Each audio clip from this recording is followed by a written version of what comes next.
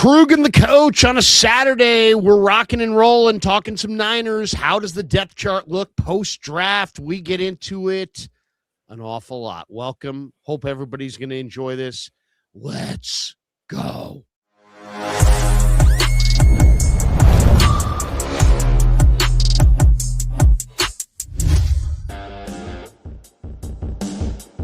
Off and running on a Saturday. It's the Krueger Show and the coach. Co-streaming on a Saturday, brought to you by Pig and a Pickle, the best barbecue in all of Northern California is Pig and a Pickle. Check them out. They're in Emeryville. They're in Corte Madera. They're open 7 days a week. They're open 7 days a week from 11 a.m. till 8 p.m. or until they run out. And they do run out, so get there early, get some brisket chili. Also, the Krueger Show is presented by Prize Picks, America's #1 sports picks app. Prize Picks is super simple. You just pick more or less on player stats or game outcomes and build your lineup. It's available in most states, including California. So if you haven't checked it out yet, use code HMA. And when you play $5, you'll get $50 in lineups instantly. Thank you to Prize Picks. And we probably could put Prize Picks, there we go, on the board. There you go. Play $5, get $50 instantly. Use code HMA. Thank you to Prize Picks. All right, we're off and running. The coach is here, back by popular demand, and the audience is fired up to see him for sure. And of course, you know, even though the draft is come and gone, we're not going to talk. We're not going to say that word REACH. We're not going to talk about draft position. We're not going to talk about good deal, bad deal, draft this, draft that. We're really going to flip the card and start looking at the depth chart and what the draft produced and how the new depth chart looks. And, of course, we'll take a lot of your questions and comments in the chat. We always love to hear from you guys. And we'll try to work in the chat throughout the hour plus. We'll probably go hour plus. Coach, good to see you, man. How are you? I feel great, man. Been doing really good. We got the draft behind us. Now we're actually to Niner football, the business of seeing how this draft class is going to fit into our depth chart. Looking who got strong, looking at who got weak. It's time for us to really get battle stations together. We got real football around the corner, Larry. I'm pumped. Yeah, seriously. Well, let's just jump right into it. And, you know, it's always good to show people the depth chart so they can kind of take a look at it and understand what we're talking about here. So this is the 49ers depth chart. And we're going courtesy of Our Lads, which they do have some pop-ups here. We'll have to get out of the way. But here's their depth chart on offense. Here's their depth chart on defense. Here's their depth chart on special teams. And even on the bottom here, you got the GM, the head coach, the OC, the DC, the special teams coordinators all listed on the bottom. All right, let's start with the offense. Why don't we just start we'll just go right down. We'll start on the offense. We'll start at quarterback. And, you know, this is probably one of the most settled quarterback situations in all of pro football. The Niners have a very clear quarterback room at the top of the depth chart. It's Brock Purdy as your starter. It's Mac Jones as your clear number 2. And then you've got 2 young quarterbacks that they like. And I don't know if they're slated 3-4 or 4-3, but either way, Adrian Martinez, Curtis Rourke, Adrian Martinez. Coach, first thought is just, you know, it's a deep group of quarterbacks. You got 2 starting caliber quarterbacks that are, you know, really solid and they can run your system and they're in their prime. You've got Martinez and Rourke. I think, you know, the competition that we're going to see in camp is going to be very, very good and in the preseason. You also have 4 quarterbacks. It's not like a lot of quarterback rooms where you got, you know, some guys in their 20s and some guys in their 40s or late 30s. You got 4 guys here who are all like, you know, 26. I think Jones is 27 and Martinez is 26. I think Rourke might be 25. They're basically all the exact same age. And I guess my first thought on it would just be, I like Adrian Martinez. I really think that he's going to be that third quarterback. He'll beat out Rourke. I think he's a much better player than people think. I don't think he's a throwaway. He played great in the UFL. He's a developmental quarterback with 4.5 speed who played at Nebraska. You know, I think he's smart. He's competitive. He was playing really good football in the UFL when the Niners signed him. Niners fans have yet to see him because he didn't play in preseason and he didn't play at all in the regular season. So we have really not seen him, but the Niners lost him to Detroit or to the Jets, but then wanted him back. And that right there kind of tells you that they really like him. So Martinez, Rourke, Mack, Purdy, give me your thoughts on the quarterback spot. Well, it's Purdy's house. We love that. One of the biggest things that I'd love to see moving forward is Brock Purdy just taking over the helm and being the $55 million man. So first off, I'd love to see that. As far as backups right now, is that we have pretty much one of the most tried and battle-tested backups in the NFL, Mac Jones, coming in. I feel great about our top two depth as far as our quarterbacks are concerned. But the conversation right now that I see is between Martinez and Rourke. I'm gonna push back, Larry. Okay, Rourke. Yeah, I like Rourke, man. I love what he did in college. Yeah, it really is. But I really liked Rourke. I understand that we know that Curtis Rourke was the Maple Missile out of Indiana. We'll give it to him. Some of the things that you got to look at is what he's produced when he was in Ohio playing in the MAC. 2022, man, awesome year. Went for 244 completions out of 353. He had a 69.1 completion percentage with 3,200 yards passing and 25 TDs with only 4 picks. He's only had 21 career interceptions in college. He's only had 7, and that was in his sophomore year. Since then, he's had no more than 5, even in his last year at Indiana, which was also one of the best years that he put together, going 222 for 320, 69.4% completion percentage with 3,042 yards and a whopping 29 touchdowns that year. So I think that Rourke is somebody who came in, played on a bad ACL that we already know about. So he's tough as nails and he's got the process. And we already know what happens to quarterbacks who kind of get tucked away on this roster and are given a chance to learn the offense and matriculate and find their way. So I like Curtis Rourke. I understand the upside of Adrian Martinez. He has more of a pro-style resume. He's a grown man. He's actually somebody who can actually kind of give us some pop. You know, if our backs were against the wall and we had another NFC championship scenario on the road, I would right now in a vacuum. I'd be honest with you. I'd pull Adrian Martinez out to be our third quarterback just because of the time on task and the maturity alone. But if you're looking at somebody that can have upside, possibly somebody that could be a trade asset down the road, he's young, he's proven, and he's going to come with that Shanahan stamp of having the tutelage in this offense. I think not only is he an asset, but he's somebody with the youth and the upside that can help us down the road. So I'm a big Curtis Rourke fan. I'll tell you, there's no questioning his toughness. I mean, the guy played a full college football season on a torn ACL. Mm-hmm. What? Mm-hmm. Yes, yeah. that happened. So this is a tough kid for sure. And to your point, I'm going to show a highlight here of Rourke. Now look at this pass. This is a kind of a grainy film, but I chose this rep because to me this is the whole deal in the NFL. Mm-hmm. You know, anybody can do anything with a clean pocket. Here you're going to see a rep where Rourke gets pressured in his face, and he hits Surratt down the field here on just a perfect dime for a touchdown.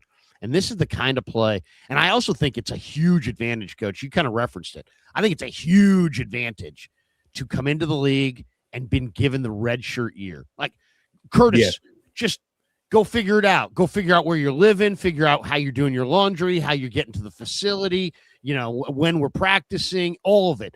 Our offense, you watch film, you talk to Brock, you talk to, Kubiak, you talk to Kyle. You got a year to just kind of absorb, no pressure, just at your own pace. I mean, that is the ideal setup, right? That's what most quarterbacks don't have. But look at this rep from Rourke. Mm-hmm. You're going to like this rep. Look at this. He has pressure in his face. Boom. Stares it down and teardrops it in there. Dime. It's a dime. And it's right in his face.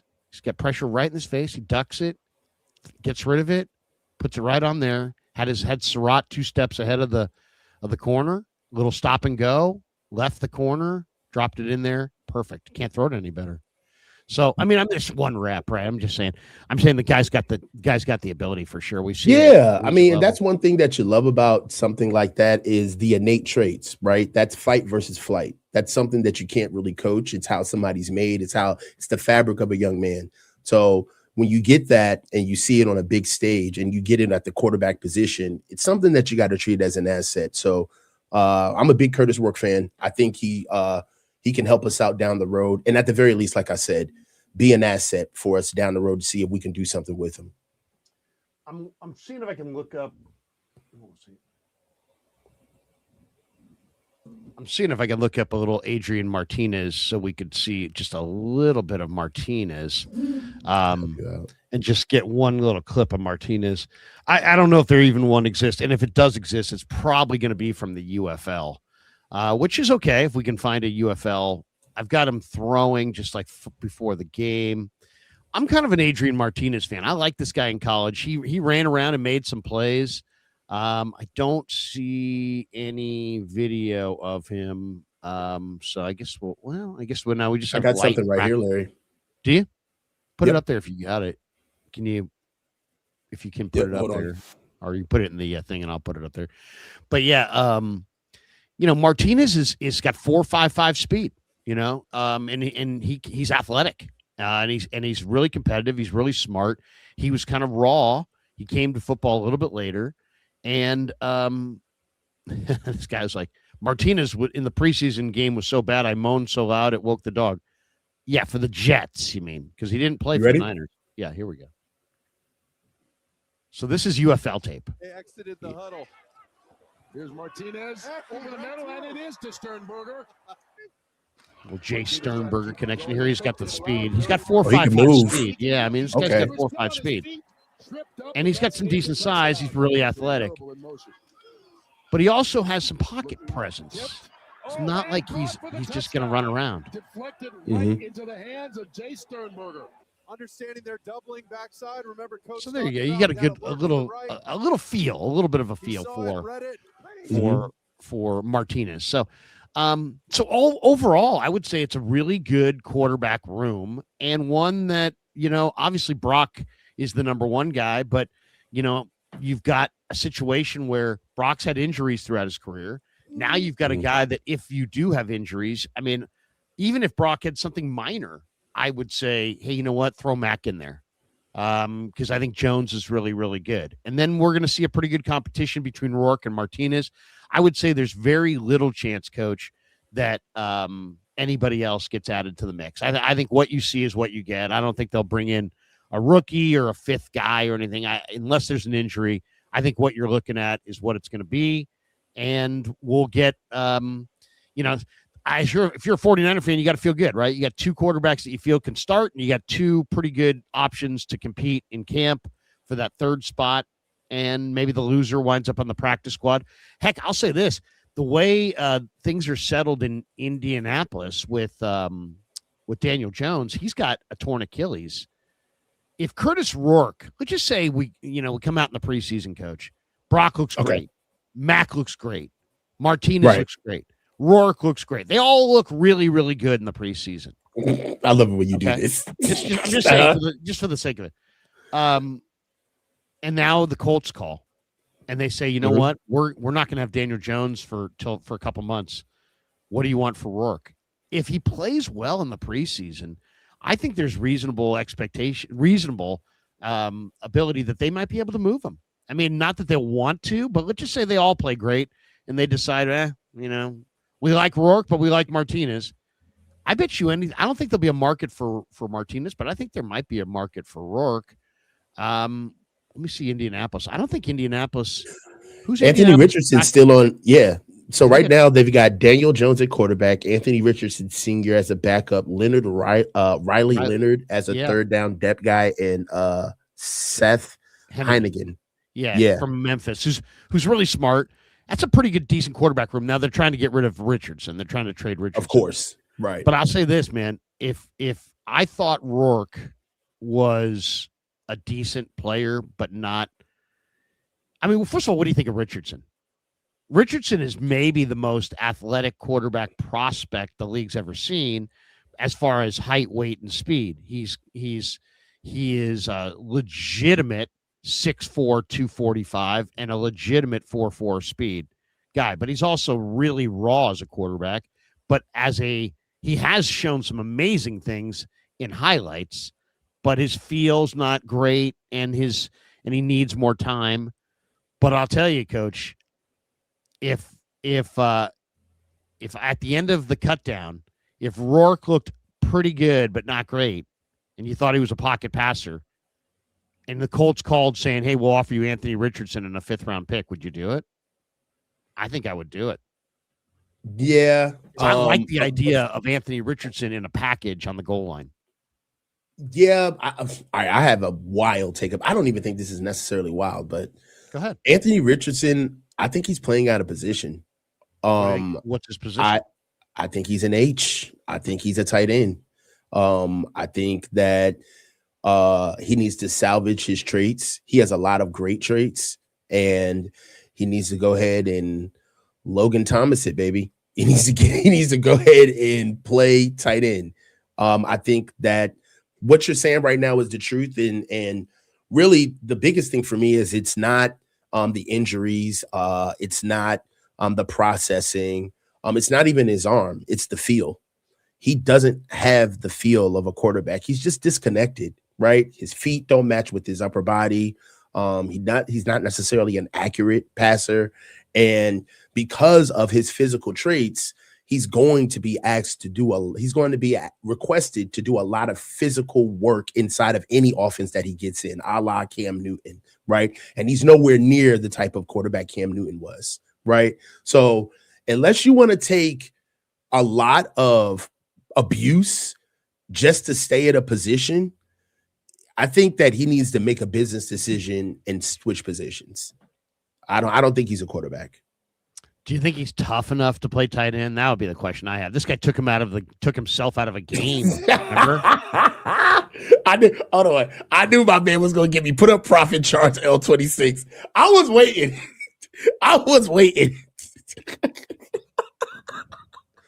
Hey. I knew they was coming. Prophet Charles. Oh my gosh. Couldn't even keep profit out of your name to make it a little bit more credible. Oh my gosh. Brother, that is unbelievable. My bad for saying that a black quarterback needs to switch his position. Dude, I felt the same way about Tim Tebow. He needed to switch his position, bro. It is what it is, bro. Go touch grass. It's you too. Scoring touchdowns in the red zone is a big part of winning championships, right? And the Niners are really good in the red zone, but they're really not good in the low red zone. Why? Because they don't move anybody on the line of scrimmage. So they got to fool you. They got to fool you with movement, or disguise, scheme. Yeah, they got to fool you. They can't just, they're better. As a Niner fan, I don't know what the numbers say. I'm just telling you my feel. My feeling is that the Niners are as likely to score on 1st and goal from the 8 as they are from 1st and goal from the 3. That 5 yards should make all the difference in the world. And for some teams that can power it in, like Philly with their tush push, 1st and goal inside the 5 is like a guaranteed touchdown. But for the Niners, it's like they don't push people. They don't move people on the line. I'd be interested in Richardson as just if you want to use him as a part-time H-back, part-time short yardage, but I think I'd like to have him in as some kind of a package on the goal line, because think about it. His size, his speed, his arm strength, it all creates space. And if you run him on if you use some, if you're trying to avoid Brock Purdy taking hits and you don't want Mac Jones to take hits, you could have a goal line package for a guy like that. I'm just saying let's think outside the box. Let's start thinking creatively. The tush push, I think, is interesting. And Anthony Richardson is a unique athlete. I always think, what would Bill Walsh do? Would he steer clear of Anthony Richardson? No, he'd probably have him on his team in some capacity, trying to utilize him in some way. So I don't know. I'm just saying, if Rourke plays if Rourke plays well, but not so well that you're like, oh my God, he's a Hall of Famer, this guy's going to be great, but just pretty good, but not good enough to really, challenge Mac or Brock. maybe you flip him, and maybe you don't flip him for Richardson. Maybe you flip him for another team for a draft choice, whatever. But Richardson is intriguing to me for sure. Do you want to move off quarterback or we? Yeah, real quick. No, I mean, what's interesting enough to me about what you mentioned about red zone is that we did fairly well in red zone as far this year. Yeah, right. NFL team red zone scoring attempts per game. We were at 3.6, ranked in 2025, 8th overall in the NFL. Right. If you want to go ahead and look at red zone scoring, red zone scores per game, we were at 2.4 scores per game, 5th ranked in the NFL. And if you also want to go to red zone scoring percentages, touchdowns only, we ranked at 65.2% in the red zone, and that was tied for 4th in the NFL. So really what's crazy is I think that let's ask a question. Yeah. Are we a slave to process instead of results, where we get so caught up in how it looks being done that it muddies the fact that the result or the goal was actually accomplished, right? No, so, I think the results are the rule of the day. And so, yeah, you could argue that the Niners are a good red zone team based on last year because Christian stayed healthy and Brock is very accurate, and they got it done in the red zone last year. I mean, they scored touchdowns at a really high clip. But if you look at the years previously, or any year that, anytime it seems like McCaffrey's not there, they really do struggle in the red zone. I think they're going to be better in the red zone with Kaelon Black. And we can get to that when we get to running backs here. Let's move to running backs. Our friend our friend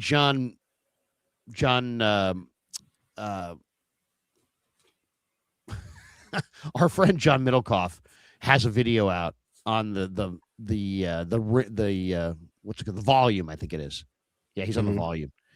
And he's got this to say on Kaelon Black, and then we'll get into Kaelon Black. Now, we're not going to discuss this, but this is his angle on it. We'll just hear his angle, and then we'll wait a second. Hold on. Just had it, and I just hit the wrong button. There we go.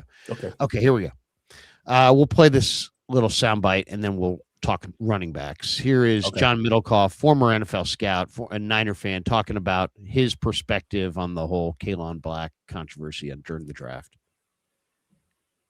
I think the problem I have with the Niners, and specifically Kyle, they don't cluster players. Titans knew the group of 2 or 3 players that were 100% going to be there, and they got the pick of the litter. By the time you get to the 20s, you're definitely playing a guessing game, especially in a draft like this. The Niners do not operate like that because coaches inherently think about 2026, the season, where Les Snead pounding the table for this quarterback is thinking about the next decade. But the one thing GMs are pretty good, and a good GM should be good at, is understanding the market manipulation of the draft. I like Black, the running back they took from Indiana. Kyle Shanahan said he was a second-rated back on their board. Crazy. I saw that quote, I immediately text a couple teams. Is it insane to have the Indiana running back as the number 2 running back on this year's draft board? Everyone that responded said yes. That's where I think, going back to Kyle Shanahan, some of these GMs will manipulate the draft. They know, hey, if I want this guy, I got to trade up. I know I can get this guy, I can trade back. I don't think the Niners really think and operate like that, especially in the later rounds. When you put stuff out there, which I respect, you're being extremely transparent. You do bring some potential heat on you. Now, this is where Kyle can get by. He's really good. All right. I thought that was interesting, and I wanted to hit it because that there's this, hey, this guy was number 2 on our board. Okay, well, first of all, the Niners didn't have a pick until 27. So technically, I think there's a very good high likelihood that Jeremiah Love wasn't even on their board, because Jeremiah Love went in the top 5, and there was no chance he was going to get to them. So it would be ridiculous to have him on the board. So I would guess now, just by comparison's sake, Kaelon Black was Dane Brugler's RB10, right? So he was the 10th running back on the board. If you say he's the second, I guess you could say Jadarian. I'll say this, Coach. I was in the war room, or in the conference room across from the war room, when Kyle and John came in on Friday night or Thursday night, and they both had their eyes peeled to Seattle and didn't look particularly happy when Jadarian Price went to Seattle. Okay. So I would say this. I saw that interview. Yeah, and I would say that Jadarian Price, I would guess that if we had Kyle Shanahan here and he was like, we're a Kyle, how could you possibly have Kaelon Black as your number 2 running back on the board, as John just kind of went into there? I would guess he would say, well, we didn't have Jeremiah Love on our board at all because he wasn't going to reach us.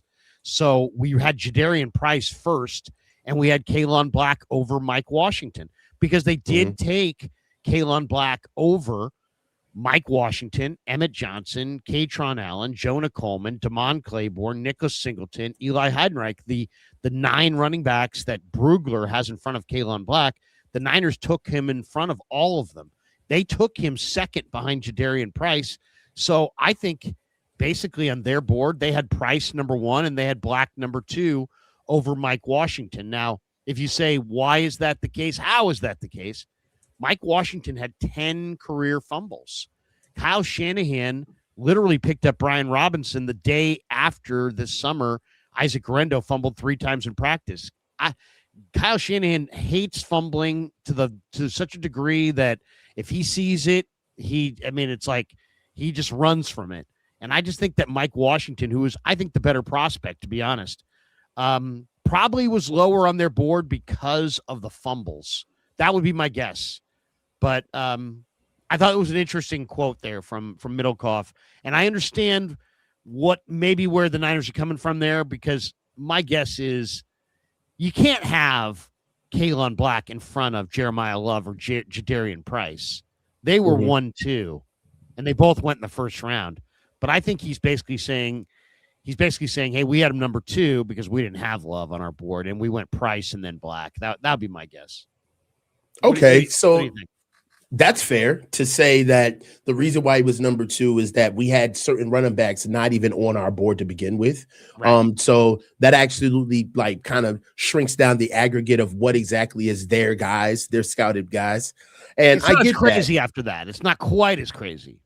Yeah, it's not quite as crazy. You softened the blow with that explanation, definitely. What does strike out to me about this, though, is that the value and understanding like where the value is at 90 with what you believe Kaelon Black to be to your organization versus how he's perceived in the overall market, and how do you leverage that? So at best, you're shrewd enough to understand who your guy is, but at worst, you're not savvy enough to acquire him in the best way possible. And that still counts on draft day, right? Kaelon Black can come in. Opportunity cost, right? Opportunity cost. Opportunity cost is a big thing. So Kaelon Black, I believe that was kind of like the turn of the draft where everybody started really looking at all of these picks as the reach alert was on, right? Because that was the most egregious pick that stuck out to everybody. As far as I see it, Kaelon Black is the draft is over. So talking about the value of where he stands right now really doesn't fit into how he's going to impact the roster now.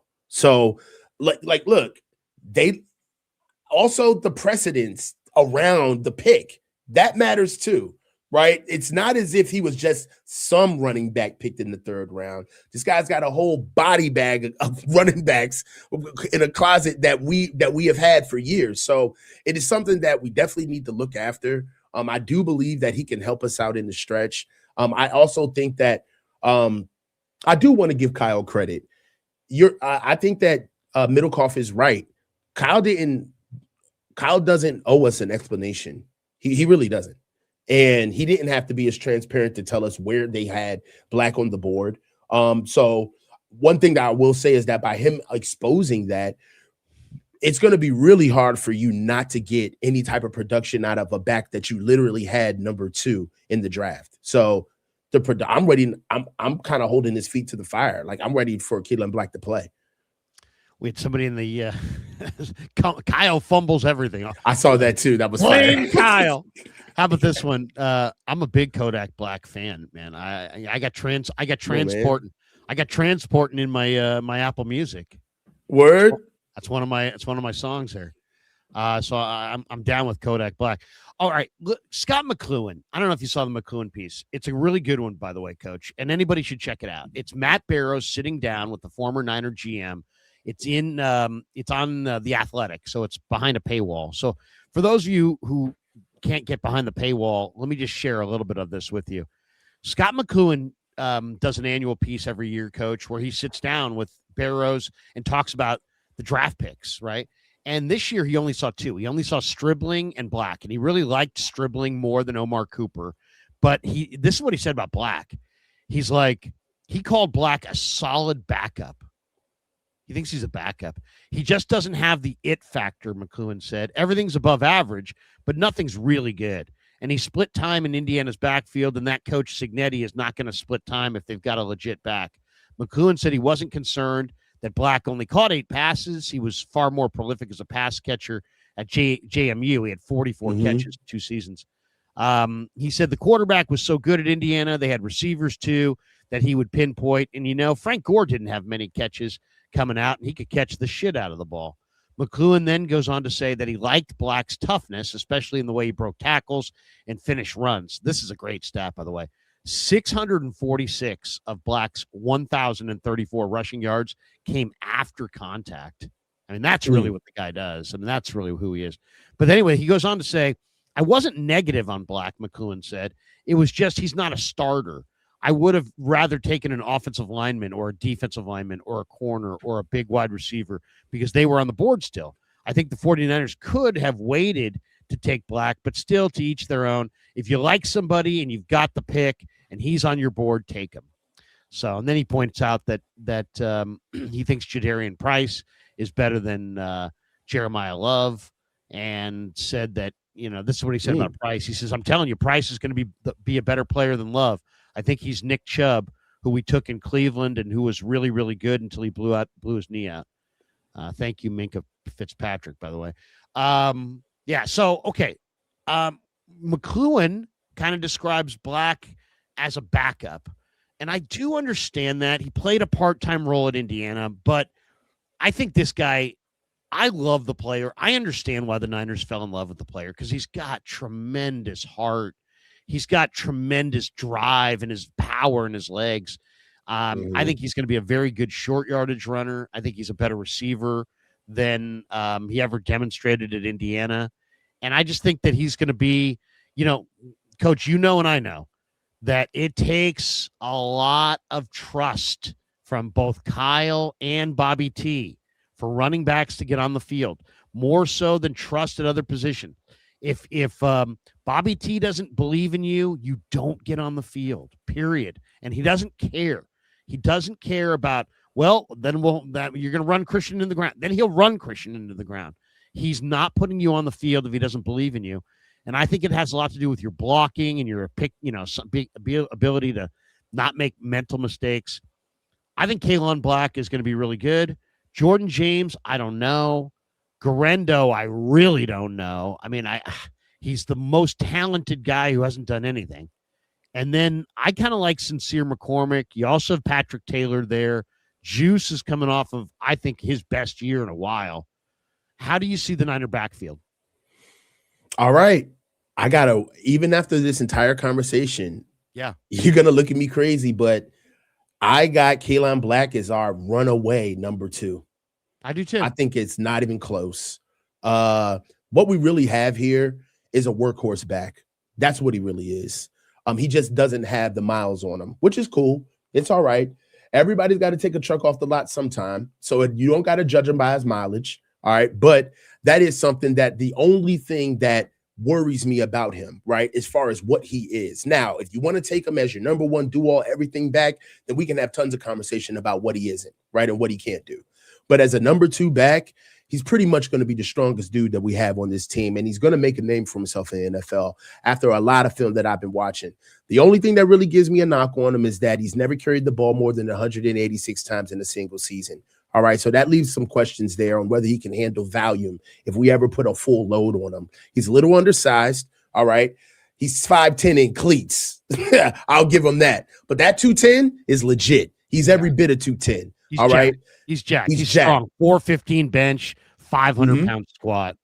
25 rep on 225. Okay. So he's a grown man. Yeah. Speaking of being a grown man, he's 25 years old. So let's not forget about that. But let's get into the good stuff. Runs with extremely low pad level, and he makes it really incredible. It makes it really hard for defenders to knock him off balance. One thing that he majors at that I don't hear a lot of people talking about, Kaelon Black, his center of gravity and his balance. He has so much power in both legs independently. That's something that is very rare in running backs. Usually they got a strong leg and they got a weak leg. They got a cut leg and they got a drag leg, a pivot leg. This guy can get it done from both legs. It's something that's rare. He's got a lot of balance. One thing that also is going to help us with this offensive line is we don't hear about with Kaelon Black is his patience. He's got a lot of patience in his game. He sets up blocks really well. He's decisive. He attacks daylight quick. All right. This dude's got a slow to fast through burst that you wouldn't believe if you really pay attention to it. He's the type of player where if you're not into nuances of the game, if you're not into the nuance of the position, you're going to miss it. If you're just watching him run the ball and you're looking for the Jeremiah Love highlights, if you're looking for a spin or hurdling the guy or breaking out for home run speed, you're going to miss it. You got to really get your eye together watching this kid. All right. He generates serious yardage after contact. Go look for that and see how much you see it in majority of his runs. Larry just talked about 600 and change of his career yardages, yards after contact. One thing that is also going to happen that's going to get him on the field quickly, that is the same thing with Dejon Stribling. This kid can pass block. This kid's going to be a second guy on the level in the backfield, helping out Brock Purdy. He's a willing blocker. He's aggressive. All right. We're talking a little bit of Clinton Portis aggressive for those who know ball. If you know, you know. All right. He's that aggressive. And he's got a reliable ball security with only having 5 fumbles over nearly 500 carries. So he's somebody that's also going to protect the rock. Here he is blocking, by the way, as coach is talking. There's a video out by Josh Norris. This is all Kaelon Black blocking. Yeah, he's a force. All right. And the thing that you got to love about him is that the lateral agility. Can we talk about his feet? We talked about his balance, his contact balance, being able to be poised and stay low center of gravity. He does not have a problem with his pad level. But I'm telling you, dude, if you look at the lateral agility and the quick feet, how he redirects, he's got one of the prettiest jump cuts that you're going to see. He exploits backside lanes like no other. He's going to be able to find out where he wants. I could see why Coach Turner wanted him. Kaelon Black is going to be a force in this offense, and he's already as strong as the number 2 guy here. He's a grown man, y'all. He's a workhorse back. I'm excited for him. Yeah. No, I there's a couple of a couple of his traits are off the charts. Like, give you an example. He's got great power in the lower body. And you saw it in the jumping. 37 and a half inch vertical, 10.5 on the broad. Come on. That's big time lower body explosion. Then you also saw 27 reps of 225. That's a freaking ton for a running back. So he's really strong. He'll block. But also the 153 on the 10-yard split, he'll hit the hole. He's quick. So to me, this is a really, and he's a culture player. He's tough. So looking at the Niners on the depth chart, we'll move this off the screen for a sec. Looking at their depth chart, at running back, I kind of see, so McCaffrey, Black, Jordan James, and Juice. Those guys are going to make the team. So really it's about Garendo against Patrick Taylor, against Sincere McCormick, against any other back they bring in. And they may bring in one more this summer. I could see another back being in camp for one spot. Who's going to get that spot? They're going to go with 5 backs, most likely. McCaffrey, Black, Jordan James, I'll just say for the sake of the conversation, gets a spot, and Juszczyk. Though I really don't think James is guaranteed a spot. Like if they brought in another back and he looked great, or if Garendo or McCormick, one of these guys looked great, I don't think. I mean, Jordan James was a 5th round pick. He wasn't like there. Oh my God, you can't cut him loose. You took him in the 2nd round. So I think Jordan James will probably make the team. But I think it's going to come down to Garendo, McCormick, and Taylor for one spot. And McCormick is a small back, but he's very efficient. Garendo's a big, athletic guy who can help you on special teams, possibly. Taylor, also a special teamer, but a little bit more dependable special teamer. Maybe a little less high end than Garendo, but maybe a little bit more, maybe assignment sound. He's a little bit more of a veteran. I don't know. But how do you look at that backfield? Do you think how do you grade out that backfield, and who do you think gets that last spot? Well, right now, the leader in the clubhouse right now is Isaac Guerrero because of the returnability and what he's done on special teams. So Isaac Guerrero right now seems to be leading that fight. Patrick Taylor obviously has the veteran nod, and the familiarity with being trusted to actually run in the offense. Isaac Guerrero had a little bit of a blip in 2024, but he really hasn't seen the backfield since, as far as carries are concerned. I really don't know that much about Sincere McCormick, so I don't want to speak out of school about him. But for me, I just think that being able to be utilized in the 53 is the biggest thing. Isaac Guerrero as a returner, that's something that I think they really trusted him with this year. I don't think there was ever, I don't know, correct me if I'm wrong, but was there ever a segment of the season where he got demoted, or I don't remember Isaac Guerrero fumbling or anything like that. I just think that he's already got that built-in role. 3 times in practice, and then they brought in Brian Robinson, and then I don't know, he just didn't get very many looks. I mean, it's like they know he's got athleticism and they don't want to cut him, and he's, but at the same time, they didn't have a role for him and they didn't develop a role for him. He really had no role as the year went on. I just wonder how much confidence they have in him, but it's a new year. He's had a year to learn the system, get acclimated, and I think he's a guy I'll be looking for a lot this summer because, I mean, we're talking about one of the most athletic guys in the entire team. How many of the guys on this roster do you think that were here for more of their traits are scared now, or expendable rather, now that we've brought in this draft and this free agency?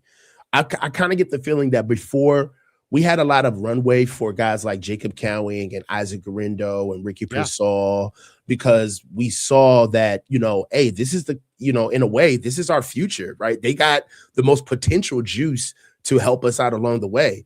But now when you got UDFAs like Will Paulin and walking in, and you got your guys that are coming in with speed now. You got Deshaun Stribling coming in here now, and the Niners bringing in other speedsters and guys with more traits and offense. Where I don't know, is the writing on the wall for these guys like Jacob Cowing, like Isaac Guerrero, like Ricky Pearsall, where it's like, dude, the fact that your traits is what we used to kind of give you the mulligan, that's not here anymore, because, we have guys now. We're slowly but surely becoming a faster team, right? We got a lot more speed. That's one thing that I know you've been talking about for a long time, which is the Niners need speed. No question. They need to be faster. To me, there were the 2 things that the Niners got out of this draft, that are undeniable. They got a lot deeper and better on the defensive line. They added 6 different guys, if you include Osa in there. And then they got a lot of speed at wide receiver. And we'll get to wide receiver, but we'll go from running back to tight end, because tight end to me is one of the most interesting spots for the 49ers. And by the way, just finishing up on the running backs, I like that group of running backs. I'll really be looking at Guerrero and Jordan James this summer, because I think you're right. You hit on something there, Coach. That's totally right. There is this underbelly of what we'll call scholarship guys. I'll call them scholarship guys. Curtis Rourke, Jordan James, Isaac Guerrero, Jalen Graham, Jacob Cowing, Willis. I mean, all these guys that were drafted in past years and were carried on the roster as backups, and now there's new draft picks and new options, and there's a whole kind of underbelly of guys there that it's go time. It's absolutely go time, and we'll see. And I like it. Yeah, it's great. Competition is what made this country. All right, I'm going to share the screen because I've got, I think, an interesting thing as we move to tight end. We're moving to tight end now. This is one of the most interesting things that I think has gone underreported. I don't know if you knew this, but I'm going to show it to you. This is interesting. The 49ers didn't just sign Kaelon Dinkins from Penn State. They also gave him a deal that includes $275,000 guaranteed. That's what they had to do to beat out the other teams to get Kaelon Dinkins to sign with them. That's a lot of money guaranteed. I believe the most the Niners have ever guaranteed anybody was like Evan Anderson, where he got like 280, I think, thousand guaranteed. So this is almost this is close to the most they've ever guaranteed a UDFA. I really like Khalil Dinkins as a player. And I think this is let's talk about the tight end spot. The tight end spot is very interesting because you've got George Kittle, but he had tore the Achilles in January, and he's talking about week 1. And to me, it's like that. I wouldn't even give him a helmet until November. Then you got Tonjes. Tonjes is a really good receiver, but he doesn't move anybody in the run game. He's not a blocker. He doesn't have that lead in his pencil, as they say. Luke Farrell was billed as a blocker. I thought he was very disappointing as a blocker. He's not a receiver. He's got stone hands, not a runner, so he's got to be a blocker. And I thought his blocking was okay. Then there's Braden Willis, and one thing they won't ever tell you is that once upon a time, Braden Willis was a gold helmet guy. Like, oh yeah, Deshaun Stribling's a gold helmet guy. Oh, but by the way, Braden Willis was too. So now, granted, one guy was a 2nd round pick, the other guy's a 7th round pick. But Willis, they like him, and they like him as a guy, and he's a good guy, but he's not quite what you're looking for as a tight end. He's not quite what you're looking for as a fullback. He's kind of like a combo. Is he an H-back? Is he a fullback? Is he a tight end? If he's a tight end, he's a receiving tight end, but he's not a dynamic, hit the seam and burn you kind of a tight end. He's more of a solid hands guy. He doesn't move anybody in the run game. In fact, I would call him deficient as a power blocker on the line of scrimmage. So I don't think much of Braden Willis. And then Hayden Rucci was signed at the end of last year as a kind of a stash away free agent. I think he went to Penn State. Pretty strong kid. But now they signed this kid, Khalil Dinkins. And Dinkins is I think a dude. And he's got strength. Just give you an idea about he's 6'4.5", 251 pounds. And he's been good at everything, but he's been great at nothing. On the field, his best thing is he's a blocker. He's a really good blocker. He had a 1.69 10-yard split. He had a 4.7 240, 32.5-inch vert, 9.11 broad. He did have 25 reps of 225. And I will share the screen and show you this one rep of him as a blocker, and you can see what he is as a blocker. And he's also a really good blocker in space. But this is on the line of scrimmage. Here he is sealing and then kicking and then getting to the second level. He's 16, I believe, off the edge. So he sealed that guy, and then he got to the second level. I love he stayed connected all the way to the top level too. Yeah, and you saw the way when the linebacker came across, he didn't really move at all. He just kind of absorbed that hit. So this is a big, powerful kid with long arms, strong bench, really good pass protector. There's one other highlight here. You should see him run. Yeah, here's the one if we have him running here. Now, here he is out front. Boop, put that guy in his can. Come on, man. And then ran him over. That's a corner or a safety. Get him out the club. Yeah, but that's a good block, man, and that's using your arms, and he's got strong arms, got long arms. And I'll tell you this, when I watch this kid's film, I'll put it more on Penn State than him, that he wasn't much of a receiver. Underutilized. George Kittle. Yeah. He was on some of these Big Ten teams. Look at the tight end as an offensive lineman, and they barely at all. They threw Dinkins over 4 years, 46 passes. That's nothing. It's 10 passes a year. It's one pass. They basically throw it to him once a game. Once a game, they throw him a pass. Other than that, he's a run blocker. I hate to even do it to you, Larry, but they threw him even less than that. Was it 37 for 399? Yeah, he had 14. His career high was 14 passes back to back in 24 and 25. He had 5 catches in 23, and in his freshman year, he had 4 catches. Yeah, it's ridiculous. So this is a spot where, if you look at the 49er depth chart, it's easy to sit there and go, you know what? They really could use a tight end. But they also have George and Tonjes and Farrell signed, and they just paid almost $300K for Dinkins, and it's all guaranteed. So I would say it's going to be Tonjes, Farrell, and Dinkins week 1 with Kittle. Obviously, still, Kittle should not return week 1. Don't tell me it's the good Achilles. I don't want to hear about it's the good Achilles. You heard it in January. The guy's super valuable. He's like one of the faces of the franchise. Do right by George. Don't ask him to get out there. You need your Achilles. So I would say, what do you think, Coach? I mean, are you cool with Tonjes, Farrell, and Dinkins, or should the Niners, who have a lot of cap room, should they go after a David Njoku? Should they go after a free agent tight end? No. Listen, we are the scheme of the schemables, baby, right? Like that, we scheme that thing up. So no, I don't think that tight end is a position where we necessarily need juice right away. One thing that I believe that is a little kind of got swept under the rug is that Jake Tonjes actually had a couple of good games for us. If you look at maybe like the first 5 games of the season, really 6, Jake Tonjes did a bang up job for us with 46 targets, 34 catches for 293 yards and 5 touchdowns.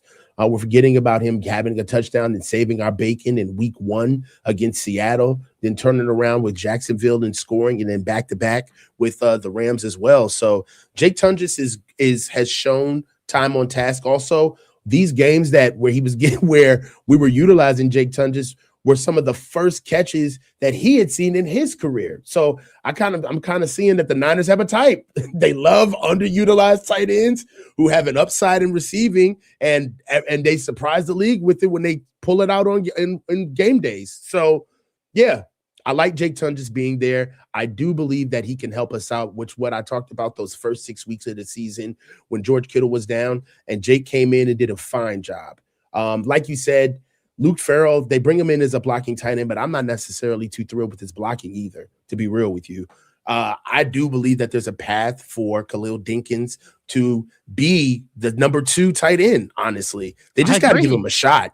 They really do. I love his stride frequency. Once you get out and look at him run, he doesn't run like he runs a 4.7. He gets up and down very quickly. He looks natural in space. He's not somebody that necessarily looks clunky. He tracks the ball well of the small menu of passes that we did see on him. On YouTube, you guys can check that stuff out as well. But I'm telling you, Khalil Dinkins, he can run. He's a good blocker. He looks really good in space. I think that you can use him as an inline tight end. And if you definitely get a package for him and actually see what he can do in his route tree, you could possibly get him in bunch formations. So I like Khalil Dinkins. I think he's really our number 2 guy, to be real with you, until George comes back.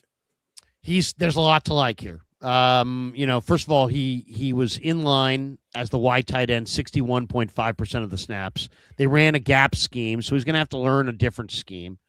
But he's got strength as a blocker. His dad played in the NFL. So he's a second-generation guy, Darnell Dinkins. He was raised outside of Pittsburgh by his parents.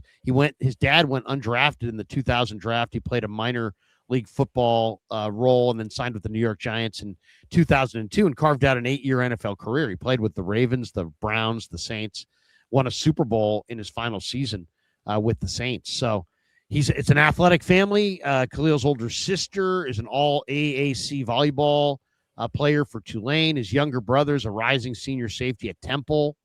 So it's an athletic family, and this guy was a 3-star recruit, but he's already graduated. He's got his degree. He's got great upper body strength in the block as a blocker, underrated receiver.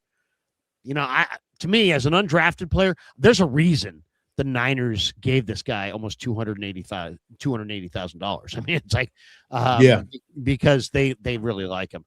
But I will say this: I would be on the lookout, because I do think between now and camp you may see some cap casualties at tight end. And I'll just say this: I'm fine with them going with what they have, but I also don't want to see them rush Kittle back. And if the plan is to rush Kittle back, I'd almost rather them go add another tight end and not rush Kittle back. That would be my thought on that. let's move to wide receiver, and we'll share the screen on the wide receiver front. I think this is an area where the 49ers are really, really interesting, Coach, because do you know that the Niners only have one returning touchdown at wide receiver from last year? Only What? of all the players they have coming back, the only touchdown they scored last year was a Week 16 Demarcus Robinson touchdown. No other wide receiver on the team scored a touchdown for the team last year. You lying? No, because that's it. Wow. This is what they got. They have Pearsall, he scored nothing. They have Watkins, he scored nothing. They have Bergen, he scored nothing. They have Cowing, Malik Turner, these guys scored nothing. Demarcus Robinson had one touchdown. So he's the only returning touchdown. But this is the group: Mike Evans, Ricky Pearsall, Christian Kirk, Deshaun Stribling, Jordan Watkins, Demarcus Robinson, Junior Bergen, Jacob Cowing, Malik Turner, Wesley Grimes, Colton Dowell, Will Pauling, and then you still have Brandon Ayuk. And who knows what's going to happen with Ayuk. I think Ayuk eventually will be released or traded at the cut down to the Commanders. Mm-hmm. As I said, I've said a bunch of times, I think Luke McCaffrey could easily be coming back for him.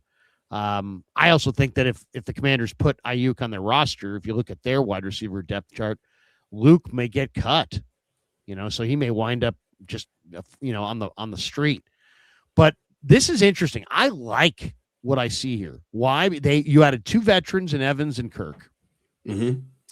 And then you've got five guys between Stribling, Jordan Watkins, Jacob Cowing, Will Pauling, and Wesley Grimes, who all run in the 4-3s. Yep. You did not have that. You did not have Stribling or Grimes or Pauling. Cowing didn't play. Watkins didn't play. You're adding five guys that run 4-3. If you want to throw Ricky Pearsall out there, in addition, you got six receivers that run 4-4 or faster. And last year you had none of them except for Pearsall. So there's a lot of speed here. And I'm telling you, I've done the deep dive on Wesley Grimes and Will Pauling. Wesley Grimes ran 4.35 at the NC State Pro Day at 6'2", 195 pounds. Last year on campus, he ran a 4.24. So he's cooking. And then Will Pauling, I think Will Pauling is actually a sleeper. Why? Because you're talking about a guy who ran 4.37. He had 42-inch vertical. He scored 6 touchdowns this year for Notre Dame. 6. That's a ton of touchdowns. So, and the Notre Dame guys typically produce. So all I would say is, if you're Jacob Cowing, if you're Jordan Watkins, if you're Ricky Pearsall, man, you better show up ready to roll, because there are legitimate.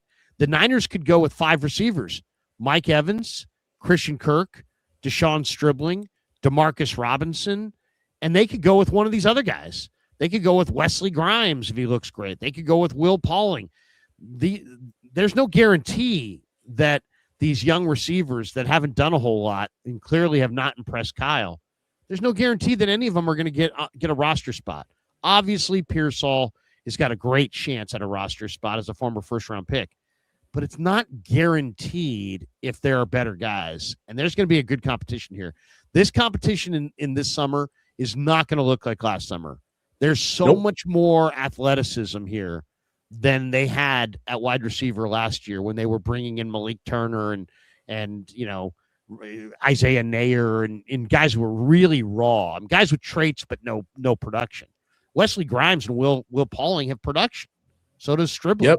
So I'm excited about. To me, this is going to be like, if there's one spot to go to training camp and like hone in on, it's wide receiver, because who knows who the top guys are going to be.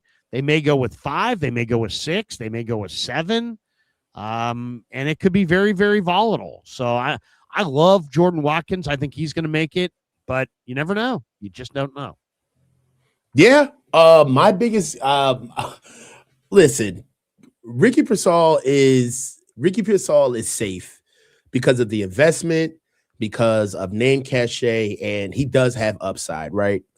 So right now, I got to be real. he's safe, and there's no path where Ricky Pearsall is not going to make the team, right? He may get moved, but he's going to make the team. But Larry, I'm glad that you actually put a name on it, so I don't fumble this for the rest of the show. It is open season for the scholarship dudes. I'm telling you, Jacob Cowing, all right, Junior Bergen, Jordan Watkins, all right. All of that is up for grabs right now with the addition of Will Pauling and Wesley Grimes. This is real speed. Even Malik Turner.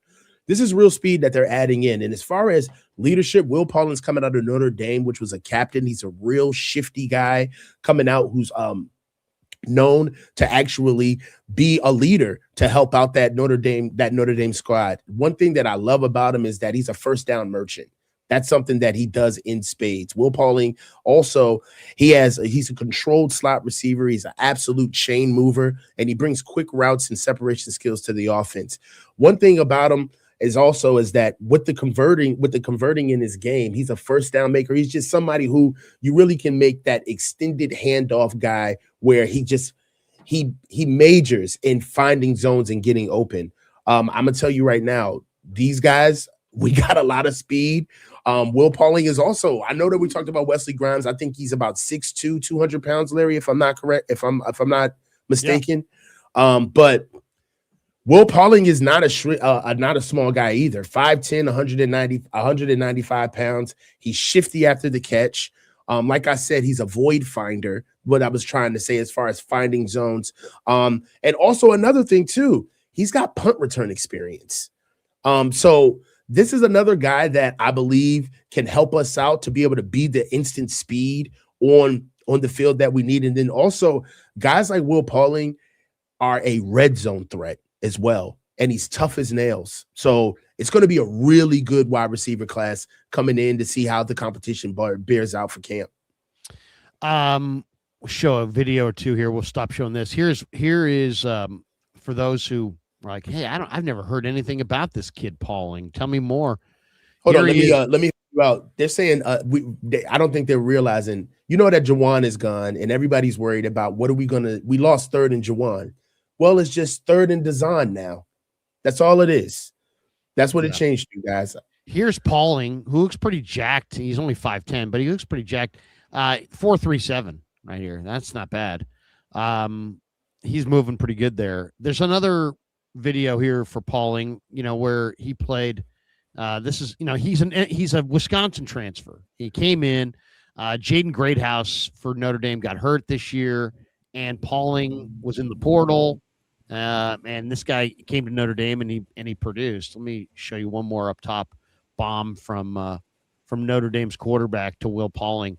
And this is a guy who, as I say, a lot of these Notre Dame guys, they produce and at a pretty high level. And they don't, these are guys that play pretty good. It's an interesting. How did he not get picked up, Larry? Well, he's small. He's a smaller player. There was a lot of times there's offers. Everybody's got. I think they probably guaranteed him a little money as well. I didn't see all of the guarantees, and that stuff is not always public. But he's got legit talent. My Notre Dame friends say, "Hey, man, Pauling is underrated." Now, obviously, they had Malachi Lawrence. They had other guys. He was one of their guys. But Wesley Grimes is also legitimately cooking. I mean, we're talking about a guy with a lot of speed. And Wesley Grimes is no soft guy either. Wesley Grimes can take a hit. I mean, this is a guy who you can. I'm going to show you this kid take a hit, and you can see for yourself. Wesley Grimes can take a freaking hit, and when you can take a hit in the NFL. And you have 4.3 speed, legit 4.3 speed. I mean, he's got borderline 4.2 speed. Here he is right here. And I've been on scholarship in the past. You know who you are. Get ready because there's some legit guys at wide receiver. Let's do this. Let's hit a couple of our supers here. We got this one from Riker Trav. F you, Larry Coach. You're awesome. My favorite stream. Thank you, Riker. So Dimitar Dimitrov says, Coach and Larry, my favorite format. Keep going at it, boys. Raheem got this. Don't worry. Don't worry. That's Raheem Morris he's talking about. Vice the Blue Rogue. Could Garendo work as a tight end? Be short for a tight end, but I'll say this, he's not a, I think he'd be very interesting as a fullback, as a receiver. 6 foot, 220. Yeah, I mean, you're a linebacker, you think that's juice, and all of a sudden you look up and it's Garendo and he's running down the seam. Good luck. Remember when we thought that? Remember when we floated that Garendo would be the H? Remember we were saying that before he actually got in at running back? They've shown no creativity with his usage. Yeah. At all. None. I mean, really, and I want to see it. And he's too athletic to not get out there. You gotta get him out there. Dimitar Dimitrov says, we need Don't Tell Me It's a Good Achilles t-shirt. Don't tell me it's the good Achilles. Don't tell me it's a good fucking Achilles. It needs an F-bomb in there, though. Yes, I told Kev we gotta work the t-shirt angle a bit more this year. David Esger, do you guys like the talent on this team better than last year's team, barring injuries? Fire up. I do like the talent better this year. Because you got to have some speed at receiver. They were so we got slow. better. And their D line's deep. We haven't got to the D yet. Yep. Dimitar Dimitrov, with this receiving core, let's just go back to old head West Coast offense, third and Dijon. Okay. All right. Let's jump to we're almost done with the offense. Let's jump to offensive line. And we'll share the screen on the offensive line. How do you feel, Coach, about the offensive line at this juncture? I'm kind of torn on this one. On one hand, I like that they got a couple athletes. I mean, that's what they got on Carver Willis and Enrique Cruz. They're athletes. Then they also got a couple of low-level free agents. Verdarian Lowe, Robert Jones, Brett Toth. Toth, they think, is a long-term center. Willis, I'm hearing could be a center as well. Toth maybe is more of a backup. Carver, they think Carver Willis they look at as more of a starting center. Maybe the replacement for Brendel. The guy that's just an awesome athlete is Enrique Cruz. I mean, I didn't love his film from Kansas. He doesn't look like a real tackle. He looks really developmental. But as far as just an athleticism, you're talking about a guy who's 315 pounds, who has a 36-inch vertical and ran in the 4.8s or 4.9s or something. And this guy's absolutely one of the best athletes I've seen. The question is, you got raw developmental athletes and some backup veterans. It can Firster put it all together and cook it all up, or last year when I walked away from Seattle, I thought, man, Brendel and Pooney and Burford are not strong enough against the Seattle defensive front, against Leonard Williams, against Byron Murphy. And now, if you're telling me you're going back into this year with Dom Pooney, Jake Brendel, Connor Colby across the board, maybe Robert Jones instead of Colby, we'll see. Are you better in the interior? I don't know. I mean, I'm intrigued by the 5 guys that they've added. I like that they're going for their own guys. I'm okay with the fact I would rather have gone Chase Basantis early on, but whatever. I'm okay with them going receiver. That's their belief that they can get O-linemen. I'm not later. I mean, I'm okay with we can understand it. Okay We with don't have it to works. I mean, I mean, it's all TBD. I mean, we don't know if it's gonna work. I mean, we can understand it. We don't have to like it. Larry, if you and I were together, it wasn't my choice. It wasn't my choice. All right, okay, I'm willing to go with that. But I do understand. What would you, for the record, what would you have done? What would you have done at 33? As much as I don't like it, well, you know what? I really liked the offensive linemen that I liked. Like, they liked some day 3 offensive linemen. They liked Carver Willis and Enrique Cruz. Right. I like day 3 offensive linemen. I liked Fabechi Wee-Woo. I liked Jeremiah Wright. I liked Micah Morris, who went to Philly. Oh, my God. Who the hell cares? Larry, who were you going to pick at 33, brother? I'm going to tell you. I think I was going to go defensive line, and I would have probably gone Zion Young, because I thought Zion Young was really, really tough. And I think he's the kind of I know people are like, oh, he doesn't bend the edge. I don't believe. I know he's not a. I think he's good against the run and the pass. I would have gone with Zion Young and given Nick Bosa a true every down guy as opposed to a sub package guy only. And that's what they got. They got a sub package rusher. We'll get to the line, but yeah, I would have gone D line. I would have gone D end with Zion Young. Yeah. But I like Chase DeSantis, and I would have been okay with guard there too. I didn't love the receiver pick, but you know what? If you're going to go receiver, you know, at least you got a guy who's got legit speed. I'm tired of going with like, you know, Dante Pettis is fast enough. Trust us. You know, I mean, no.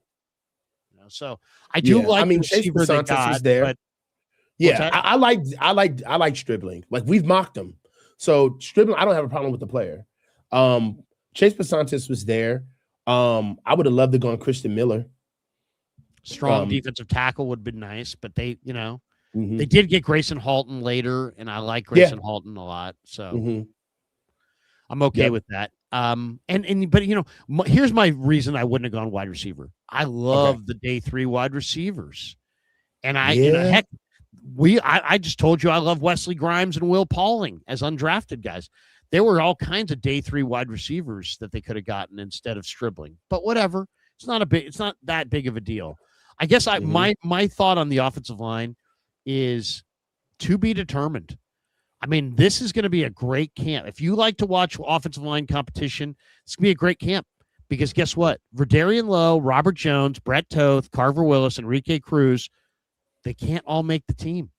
You can't have 5 because you also have Austin Pleasance and you have you have Nick Zakel, you have Drake Nugent, you have Brandon Parker, you have some other backup offensive linemen there right now.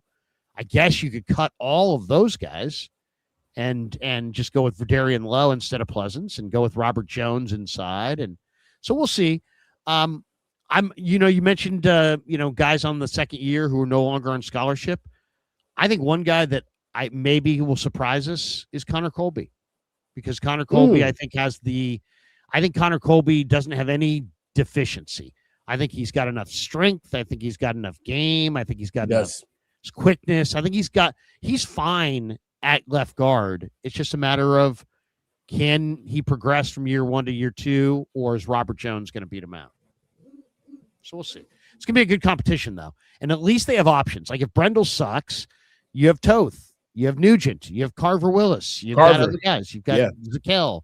You know, if Colby's not the guy, you got other options. You got Verdarian Lowe, you got Robert Jones, you got Carver Willis, you know. So you do have some options. I like the fact that they've added some young depth and some young athletes. We'll see if Chris can coach them up. I mean, this is the way that all I would say is to Niner fans, this is the way the Niners have always done it. Always. I mean, going back to Bob McKittrick. Bob McKittrick had 1 first-round pick. It was Harris Barton. The 49ers, under Bob McKittrick went with late-round guys and undrafted guys and guys that nobody else wanted that he saw value in, and he coached them up, and they won championships. The only difference between Furster and McKittrick is the Niners have lost the Super Bowl. If the Niners had won the Super Bowl, Furster would be hailed as like the modern day McKittrick. Oh my God, they're doing it. And they're doing it with less. And look at this guy. But because they've lost, it's like, oh my God, Furster, the frustration, the line. So I don't believe in Brendel. I'm not going to try to pretend that I do. I do believe in Colby and Pooney. I do believe in McKivitz and Trent. I don't think it's an awful line, but I'm glad that they addressed it.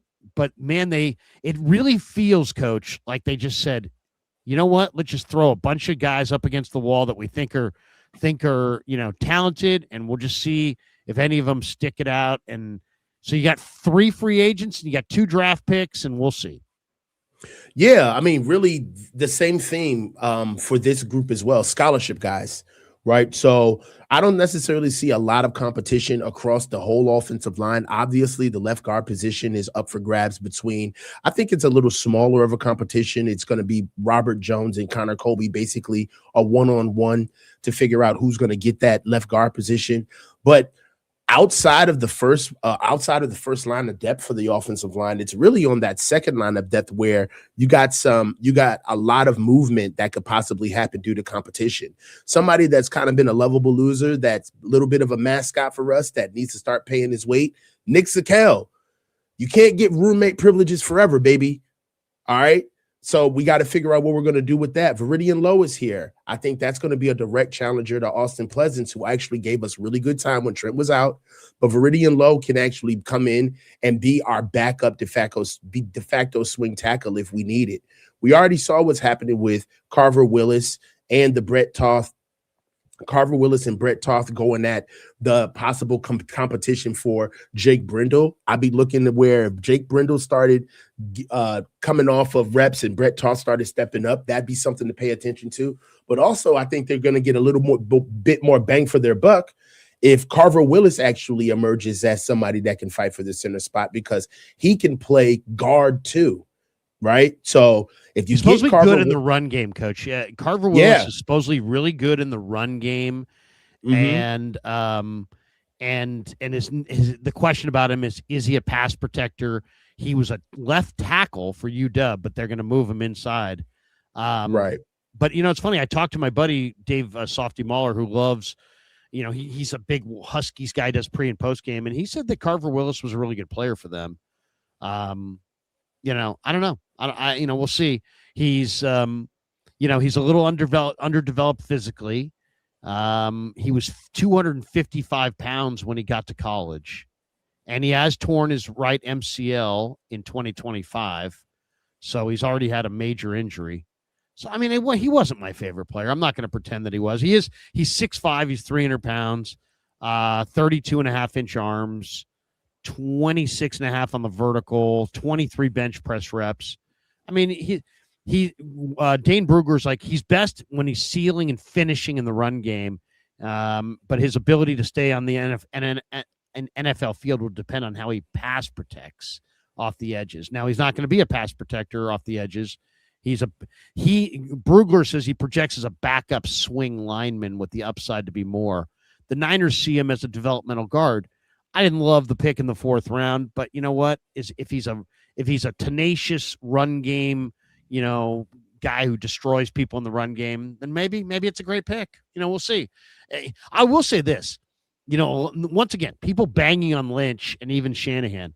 It was obvious to me, based on the phone calls in the Niner locker room or in the Niner war room, that Chris Foerster made these calls. This is Carver Willis, especially Enrique Cruz. Yeah, Enrique Cruz, Carver Willis. Those are guys that there's film of of Chris Foerster saying, "Hey, man, it cost me a couple toes or whatever, to get you here." Well, let me ask you this though: when you're looking at an offensive lineman, what's your preference in an offensive lineman? I'm an inside-out guy, so for me, what would you rather? What would you rather develop? An offensive lineman who struggles in pass protection or offensive lineman who struggles running the ball, blocking and run blocking? Well, it's funny that you said that, because I would always say I would rather have a guy who can run block who struggles as a pass protector. But 100%. That was my stated position. But I had a long conversation with Chris Foerster off mic, and he told me that what he looks for, he's like, this is a passing league, buddy. Right. And he's like, if I see somebody who can pass protect, we can work on the run blocking. It's not as physical as it used to be. That's true. He really believes that. I said, Connor Colby. I asked Chris a question, and I thought I was asking a question about that was going to get one answer, and I got a completely opposite answer. The question I asked was, Chris, what do you think of Connor Colby as a pass protector? Because I had been watching all the one-on-ones, and he's getting absolutely abused in the one-on-ones. Getting his ass kicked regularly. And Chris goes to me, looks me right in the eye, and he goes, I think he looks great. It's getting better. I said, Chris, You don't know where he's come from. I was like, what? I go, Chris, these one-on-ones, it seems like he's losing every rep. And he's like, oh, yeah, there's no question. He goes, if you're going off the one-on-ones, he's terrible. He's getting his ass kicked. It's like, I literally said, but playing with the unit. 5-man, we block as a unit. We block in 5-man pressures, and in 5-man situations, he's a very dependable pass blocker, and so that means I can play him as a rookie because we can. If you can be a dependable pass blocker, I can put you on the field. If you're not a dependable pass blocker, I can't put you on the field. So that's why Colby started a couple games last year, because he was viewed as a very dependable pass blocker. So, well, let's see what I'm excited to see what Carver Willis does with the unit in pass blocking, because he can run block. That's what he does. He does. He's tenacious. So let's flip it. We'll go over to the defense now. And actually, before we do, let's tell people that, of course, the Krueger Show brought to you by Prize Picks, America's #1 sports picks app. Prize Picks is super simple. You just pick more or less on player stats or game outcomes, build your lineup. It's available in most states, including California. If you haven't checked it out yet, use code HMA. And when you play $5, you're going to get $50 in lineups instantly. Thank you to them. And, of course, also thank you to the Alomar. We're sponsored by Alomar Marina. AlomarMarina.net, great Sacramento's favorite restaurant. You can float while you dine on the Sacramento River. They're at 5999 Garden Highway, open Wednesday through Sunday. Voted best specialty cocktails in Sacramento. Thank you, Alomar Marina. Also, thank you to Novato Chevrolet. Go see David Corral. The only place I'll buy a car is from Novato Chevrolet. They're rated top car dealership by Carfax, family owned for 50 years. Bay Area's EV headquarters. Go see David Corral. He will give you a screaming deal. And also thanks to Sharp Corner, Sports Cards and Collectibles. The great Anthony Catania is at 831-521-5264. You can connect with him on Instagram at Sharp Corners 831 on the gram. All right. Let's as we say, flip the card and talk about the defense. And we'll start with a spot, Coach, where I am so excited about the 49er defensive line. Man, I looked at this as like, how are they going to do this? How are they going to replace all these guys? They have McKell's off an injury. Bosa's off an injury. It looked really bleak. I was thinking, man, they need a defensive tackle who can rush the passer. They got to have defensive ends. They need bodies. They need depth. And look what they've added here. Osa Odigizua, Grayson Halton, Cam Sample as a free agent, Romello Height in the draft in the 3rd round, and then Bryson Eason and James Thompson and Mikhail Kamara after the draft. Coach, if you have, you got to have 10. I always use the barometer as 10. You got to have 10 good defensive linemen in the NFL on your team, or you got no shot. This team's got 3 lines of guys, and maybe even a 4th line that's pretty intriguing as well. There's plenty of depth here. The competition's going to be great. I'm excited by this defensive front, and especially Odigizua and Grayson Halton, because you've added 2 absolutely fantastic interior rushers, and you had 2 real young run stuffers inside with Collins and West, and now you got compliments in Halton and Odigizua. Man, I love this group. Now that it's all come around and you're able to see exactly what we brought in via free agency, the guys that we let go, there's some guys that we just got some sneaky gets. I can't believe that you didn't mention the UDFAs, Larry. Like, come on. I kind of did. I threw a few of those names: Kaelon Black, Mikhail Kamara, James Thompson, Bryson Eason. Right, like that's something there too, man. That's not just your regular throwaway guys, right? No. When you're looking at a defensive line that keeps on a Sebastian Valdez and an Evan Anderson, there's a pathway for UDFAs to truly make this team. Am I right? Like, these guys, this isn't something where, it's ceremonial only, where they're just here as UDFAs. There's a real path to make the team. There's also some scholarship guys, man. on this defensive line that they may get pushed out. I'm looking at you, Evan Anderson. I'm looking at you, Sebastian Valdez. Also, somebody that may be in direct competition right now is I don't think that CJ West is naturally a good fit for the shade right behind Alfred Collins. I think he's a little sawed off. His frame is not as necessarily as long as it can be. And he actually gets washed out in double teams and blocks. We saw a lot of that in the Seattle game. Didn't have a lot of time on task this year. Not that many tackles, not a lot of games played or snap production. We already know that right now, as it stands, our tip of the spear in the defensive line, our number one nasty daddy is Alfred Collins. That's our guy. Osa Odigizua is coming in here in his prime, but he's our 3 technique. He's here to be our penetrating pass rusher, as well as Grayson Holton. So those 2 guys are locked in on the defensive line as far as I'm concerned, with just their skill set alone being unique to where they play. I don't think CJ West is necessarily as strong as a backup where Alfred Collins is. And then we know with defensive line is that there's waves, right? So essentially your first wave and your second wave, it's not necessarily that one is a backup and one is a starter, but they've got to be just as intense. They need to bring just as much as intensity as the last unit.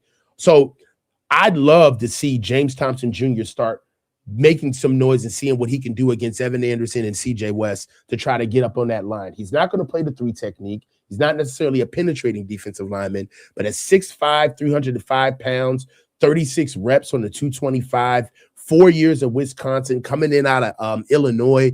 This guy is somebody that I believe not only matches the body type of an Alfred Collins, who himself is 6'6", 300 plus, but we can keep that meat, keep that weight up front that we need on the defensive line, particularly with helping us stopping the run. As far as the pass rush is concerned, it's temperamental, because we know what we have, but we're kind of strapped to the timeline of injuries, right? So we don't know when Nick Bosa or Mykel Williams or Keon White, for that matter, who got into an accident this offseason, we don't know when they will be back. Cam Sample will play. We just don't know for how long. One of the chess pieces of our defensive line. Are you ready for this, Larry? In my opinion, the chess piece of our defensive line is Sam O. Sam Aquanu, man. Strong. Very strong. Sam O has so much versatility, man. All right. At 6'1", 270 pounds, Sam O can basically play up and down the defensive line. Very Sam O strong. can rush. Inside, outside. Inside, outside guy. We already know what he does against the run. Definitely gives us some pop in the passing game. All right. To go get the quarterback. And I think that having somebody like Sam O accentuates other players, right? So when we're waiting on a Keon White or a Mykel Williams or a Nick Bosa to get back, Sam O being put into the lineup really helps us out. So I really like the fact that we've got Sam O in right now. Another thing that I've noticed with this defensive line, with adding Romello Height, which we have not even said his name yet, which is great. Yep. That's how many guys we have on this defensive line without even saying Romello Height's name yet. But we have guys like Cam Sample, who can also come in and help us out in the stead of Keon White, Mykel Williams, and Nick Bosa coming back. But I will tell you this, man. There's also something that I've also seen about a hopeful on this defensive line, and we can only keep it so many. But I would love to find a role for Mikael Kamara. I think that I'm a big Mikael Kamara fan. You know, this guy will go get the quarterback, good against the run. He's somebody that I know will be a very good upside plus guy in special teams. And we'll see. Block the punt in the Natty. Yeah, block the punt in the Natty. So we got to see where it stands with all of the talent and the guys that we have. There's so many exciting competitions that we'll have in the defensive line coming up with camp. But this is the last thing that I'll say moving forward with it. I think we're done. We don't need to bring in a Leonard Floyd or a Joey Bosa. I mean, how are we going to get Romello Height going when we bring that guy in? How are we going to get a Cam Sample or getting guys going? So I think the Niners are done going to go get pass rushers. I really believe that this is the final fit of what we got at the D line. And I also believe that the defensive line is our most improved group over the offseason. You know, it's interesting.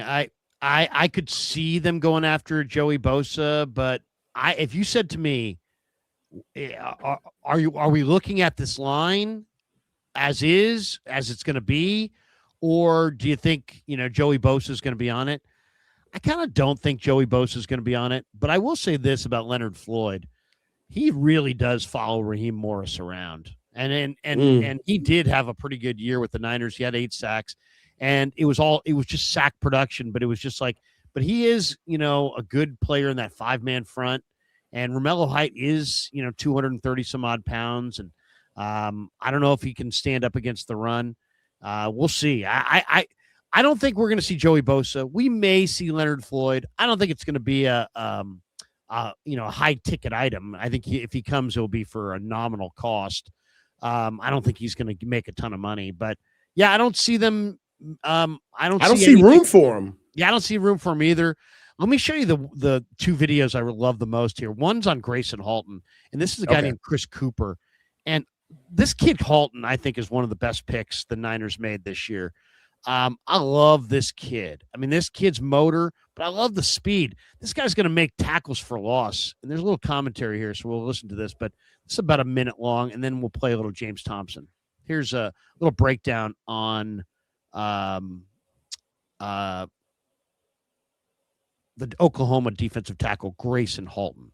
Oklahoma defensive tackle Grayson Halton stole the show at the Combine last week. He ran a 4.82 in the 40-yard dash at 6'3", 293 pounds. And when you turn on the tape, you can immediately see the type of explosive athlete he is. On this rep, Oklahoma is running a stunt, so this one tech is going to slant to pick the center as Halton loops around.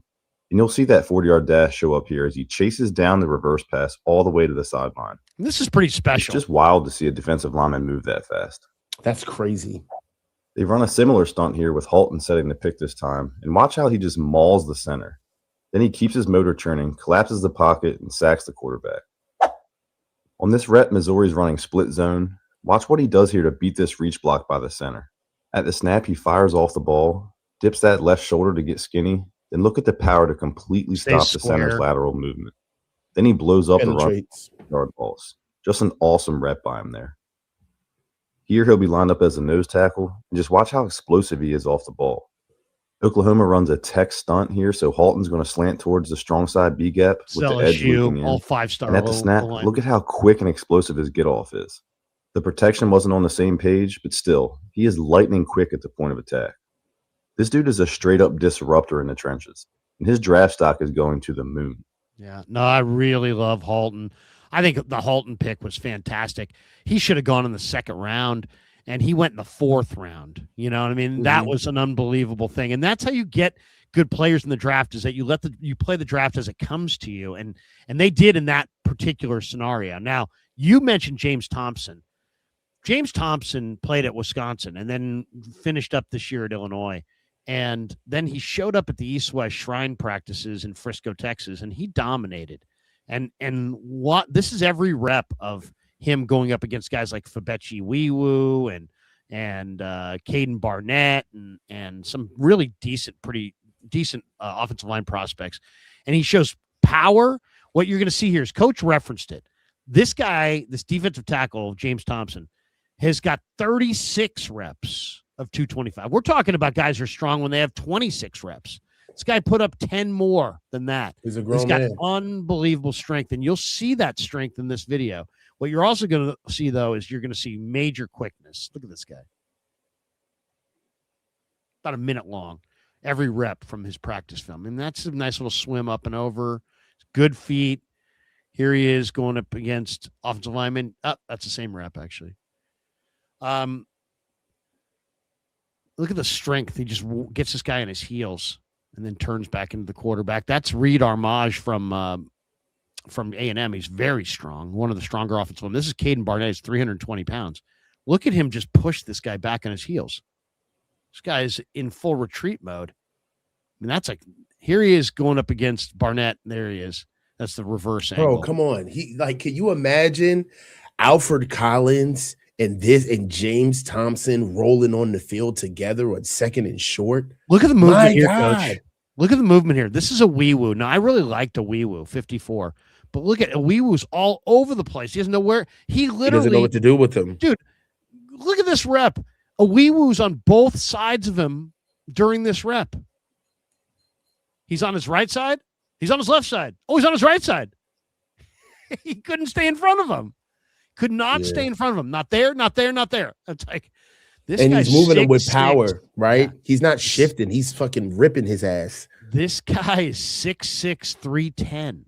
This isn't some guy who's 265 or 275. This guy's 6'6", 310 with 36 long arms and 36 reps on the bench. So anyway, one of my favorite players. I think he's a steal. So I love this defensive front. I mean, let's just count them. Mikel, Collins, Odigizua, Bosa, Keon White, CJ West, Grayson Halton, Sam Aquinu, Cam Sample, Romello Height. We're at 10. Now, most teams don't take more than 10. That doesn't account for Sebastian Valdez, Evan Anderson, William Bradley King, who's no slouch, or Bryson Eason, James Thompson, or Mikhail Kamara. Do you see how loaded that defensive front is? That's loaded. Yeah. They actually have a loaded front. They're really deep. Most teams keep 10. 5 ends, 5 tackles. Here are the Niners' 5 ends. Mikel, Bosa, Samo, Keon White, and now Romello Height. So that means that Cam Sample and Kamara would get cut in that scenario. William Bradley King. And they signed Sample. I don't think he's going to get cut. Kamara, I think they gave a big bonus to sign him as a free agent. So they've got plenty of depth at end. And then tackle, they go Collins and Odigizua, West and Halton, Anderson and Valdez, Eason and Thompson. They have 4 lines of defensive tackles. I mean, that's a very, very – they've done an amazing job there, Coach, at restocking the defensive line. I agree with you. Yeah. I love Bosa. I love Leonard Floyd, but I think you're totally right. There's no apparent need right now on the defensive line. There's not. Nope. I kicked and screamed, but they went out and got it done. It all started with the 3rd round draft pick trade of Osi Odigizua. Yeah. That really helped, and that kind of shaped everything. What I love about this is the sneaky acquisition of getting rid of players. I mean, moving on from players like Kalia Davis and Jordan Elliott, but then going finding better players, younger, and for no draft picks in James Thompson and a Bryson Eason. You can't tell me that James Thompson Jr. isn't an upgrade over what a Kalia Davis or a Jordan Elliott could give us as backup guys sitting next to CJ West. So I love what they did. I mean, when I don't like what they've done, I'm very open about it. But hey, you got to give it up. You got to keep it balanced. They did a beautiful job at retooling the defensive line. And also, it's the nuclear reactor of our battleship, right? It's what we do. It's what they spend the most money on. It's what they spend the most assets on. It's what we customarily draft for all the time. So it's about time that they start investing and getting the defensive line back, because when we have our stuff together on defensive line, work together. Right now, we rank 32nd in the league with 3.49% and sack percentages. All right. So, sacks per game, we ranked, where were we? Sacks per game, we ranked 32nd and 1.2 sacks per game. So this wasn't only something that we needed to get right with the context of who we are as a team, but statistically, this was something that needed to be rectified. So I'm glad they put their best foot forward on this. I mean, they got a lot of dudes there. There's a lot of guys there. I'm trying to search for a Bryson Eason video. Me too. I was looking while you were talking. It's not on Twitter, dude. I looked on X. It's horrible. I don't see anything on there. Mikel's up there, though. But I'll say this. Bryson Eason used to be a linebacker. So, when you see 6'3", 325, at Tennessee, I just assumed it's going to be a big, fat, sloppy-bodied guy. You know what? No. This guy is a linebacker, and he makes plays outside of his area. He's got movement ability. I mean, this is not like some big fat guy who's like, oh yeah, this guy could absolutely move. So they got some really interesting players there, and I definitely think the defensive line is fortified. All right, let's move to the linebacker spot. We'll share the screen, show people linebacker. We're almost wrapping up here. Let's go linebacker. Linebacker's interesting. Okay, why? Because the Niners run a 4-3 wide 9, and they've added Raheem Morris. And Raheem Morris really features a lot of 5-man fronts. And so you're going to see a lot of what we call, a lot of 5-2, a lot of 5-2 looks, 5-man surfaces, 2 stack backers. So your third linebacker isn't going to play very much. Not in this. So Greenlaw and Warner are your starters. Okay. Then you have Nick Martin, you have Tatum Bethune. They moved off of D. Winters. And they replaced, and they've got Luke Gifford, who's a very good special teamer. They have Garrett Wallow, who's a very good special teamer. You still have Jalen Graham, but he's probably not going to make the team. And then you took Jaden Duggar out of Louisiana. And coach, this is the most interesting pick of the day, of the weekend, in my mind. Dieter hates the pick. Dieter hates him. Okay. I respect Dieter. I respect Dieter quite a bit. Dieter hates him. And I understand why he hates him, because the guy was a safety at Georgetown, and then he went to Louisiana, and there's all kinds of bad film there. There's a lot of bad film. But what this kid is just a freak as far as height, weight, speed, and length. We're talking about one of the longest players in the entire draft. And it's not like this guy. It would be one thing if it was just like, Krug, come on, he's just a workout freak of nature, workout warrior guy. He's not. He's significantly better than that. He was the 24th linebacker on Dane Brugler's board. Brugler calls him an ascending athlete who's worth developing on the practice squad. He grew up in Pittsburgh, PA. Okay. Sadly, his brother was tragically killed in his youth, but he's an ascending player. This guy's measurables, though. He's 6'4" and 3/4, so he's almost 6'5", 242 pounds, 35-inch arms. This guy's got the longest arms of almost anybody, 84 and 3/8 inch on the arm, 17 reps on the bench, which is a low number, but it's got long arms. His 40 time is 4.6. But he's got a 1.61 10-yard split. His tackle totals at Georgetown in 22, he had 22 tackles. In 23, he had 41 tackles. In 24 at Louisiana, he had 37 tackles. And then this year at Louisiana, he had 125 tackles. And there's something really special about this kid's ability to shoot gaps.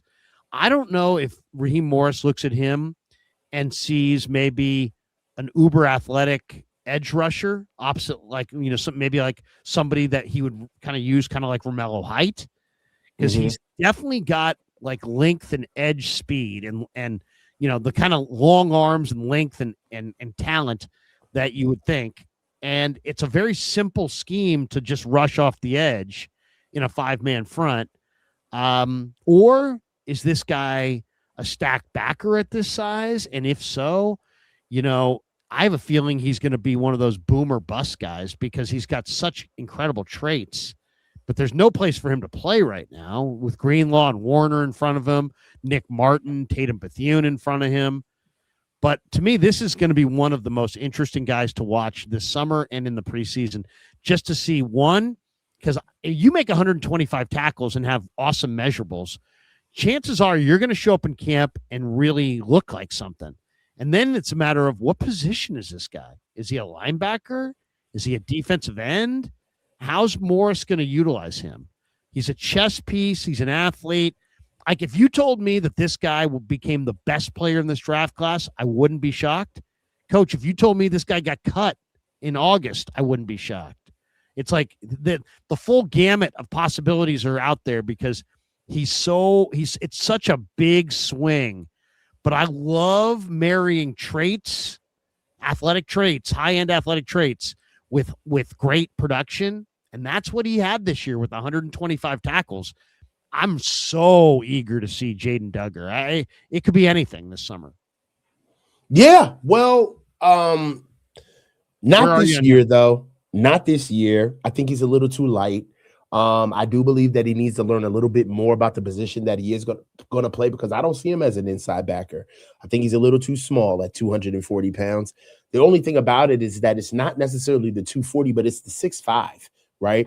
And it's his wingspan. One thing that absolutely helps us with just gaining what type of athlete he is being able to see that, look, this kid is got a 7-foot wingspan. All right. He's played at Louisiana State, former safety that moved over. We already talked about his stats and his tackles ranking up. I believe you said 125.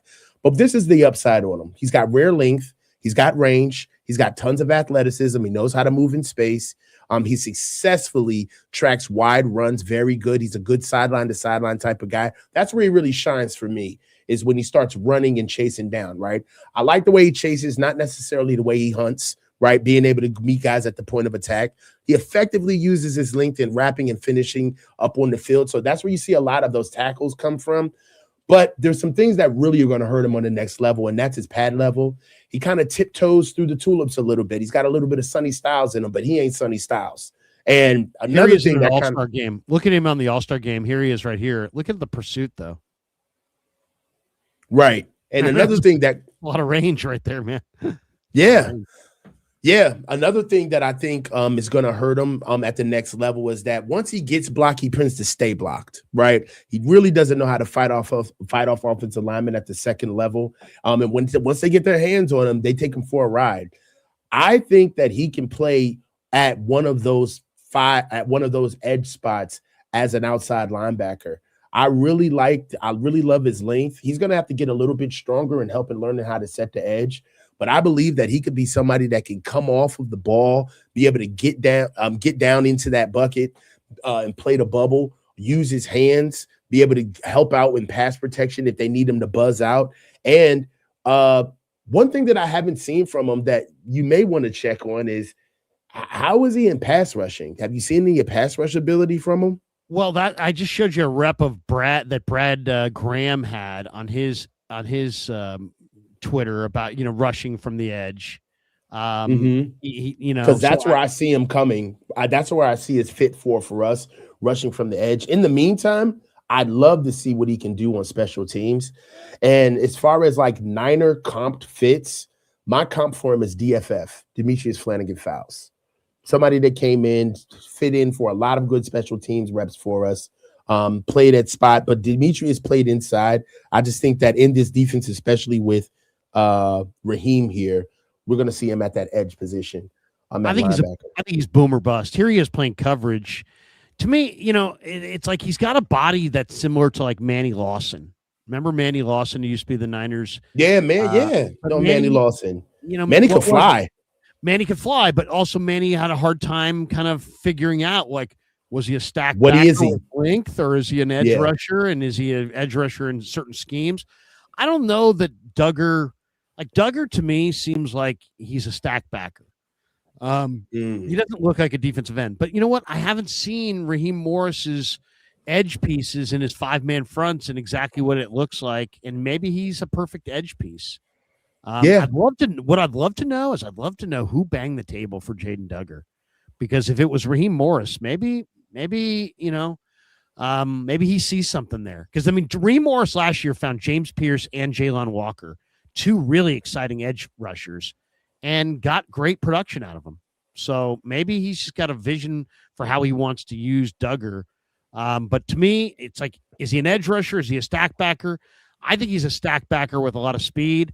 Dieter sees him as a guy who takes a lot of false steps and misreads things. I can understand that because, he's played safety. He's like the size of an edge rusher. He's playing linebacker. He's at Louisiana. It's hard to say, but he's athletic and definitely long. What about safety? Let's talk about I have safety. A question for you though. Yeah, go ahead. Before we move on from pass rushing. I'm very interested to see how this plays out in Raheem Morris being able to generate a pass rush, which is basically non-existent, without sacrificing run defense. Right? So what does that look like? Having possibly a Duggar on the field, or what do your outside guys look like if you're going to go with that 5-man mugged up front with 2 linebackers? Like, how much it's going to be interesting to see how much they prioritize their run versus pass initiative priorities based on who they put on the field. So it's going to be really interesting to see how that plays out. There's a lot of unknowns this year. There's no question about that. There's a lot of unknowns. But as far as Duggar is concerned, I mean, we're talking about a guy who's got prototypical height, weight, speed, right? 6'4", 245. He's a former high school hoops player of note. He was an FCS all-conference safety. But then this year, he led the Sun Belt in solo tackles, and he's got 380 snaps of special teams experience. He's a height, weight, and speed athlete who's very, very impressive. I think his initial role is going to be on special teams, and I think he could be great at that. He could DFF? He could be. Yeah, he could be a very good special teamer. This is, I think, the best film. Let me show you this. This is 20 seconds. Here's 20 seconds of Duggar, and I actually think this film kind of shows that he's got ability as a stack backer. I think his timing, his ability to see the play in front of him. Here he is. He's number 3. Okay. And that's good close right there. That's good angles. That's not an easy play right there. Here he is, sifts through the traffic, gets through. I like that. Yeah, see, that's a good play. That's a good play. Now here he sidesteps the blitzer and gets the quarterback down because of the length. Look at the arm length. Look at those arms. Yeah, this guy's arm length is just absolutely. Look at those are the. This might be the longest arm guy I've seen at linebacker. 7-foot wingspan. This is a gigantic, rangy linebacker, and we're talking about a guy. We're not projecting like, hey, you know what? This guy did an incredible workout at the combine. I wonder if he would be a good football player. He had 125 tackles this year for Louisiana, so he kind of showed that he was a productive player for them. He can be productive. I agree with Dieter, and I saw some of Dieter's stuff that he, there's all kinds of false steps and there's mistakes, but that play right there, you and I really like. Let's just show that play one more time. This is him getting skinny through the no, not this one. Let's see. Yeah, but you see Dieter's false step knock is coming up even in this highlight. Yeah. No, you see false steps here, but this play is. I think maybe we'll get the reverse angle on that play. Here it is. This play right here. No, not this one. This is when he goes to the sideline. The next play where here it is, where he shoots through. I mean, there's not a lot of room there, and he got through there, and made a really nice play. So, this kid's got length and speed, and he had 1 year of amazing production. Granted, it was the Sun Belt, but I think, Coach, you know what? Every year this happens. You draft a bunch of guys, okay? You have one feeling about them on draft day, and then you got maybe another feeling about them at minicamp. But then all of a sudden you see them at training camp, and some guys really impress you, other guys under impress you. To me, when you draft guys when you're marrying traits and production, you got a chance to hit home runs. And this kid's got traits and 1 year of crazy production. There's a chance that Jaden Duggar is like the talk of the Niner preseason, that he's all over the place, that he's making. Larry, you always take it to the brink. No, this is the. So you're bullish on this. You really like. No, I'm bullish on this. I'm bullish on this caliber of an athlete and this kind of production. So this guy's got to have no pressure. Nobody's expecting him to play. He's not going to get a chance to play. I mean, this guy's going to have to be spectacular to play. Some people are going to have to lose their jobs for him to play. Right. Drake Greenlaw's going to have to not start possibly because this guy's that good. Or also, I think that another fruitful conversation to have about the linebacking core is what's going to happen with Nick Martin. Is he ready to go? Well, right? Like Nick Martin needs to be ready to go because we haven't gotten anything out of him. Where are you on Nick? Where are you on Nick? Because I'm still very much a believer in Nick. I know there are people that think that, they don't believe. Dieter's another one of them. He's not a believer in Nick Martin. He thinks that Nick Martin takes too many false steps and he's out of control and he is not going to be productive. I look at a guy that is maybe the best athlete one of the best athletes on the whole team, on the entire team. Now, you know what I have for Nick Martin? You know what I think is going to happen? Tell me. I think that under Raheem, Nick Martin is going to be a DPR, and he's going to thrive.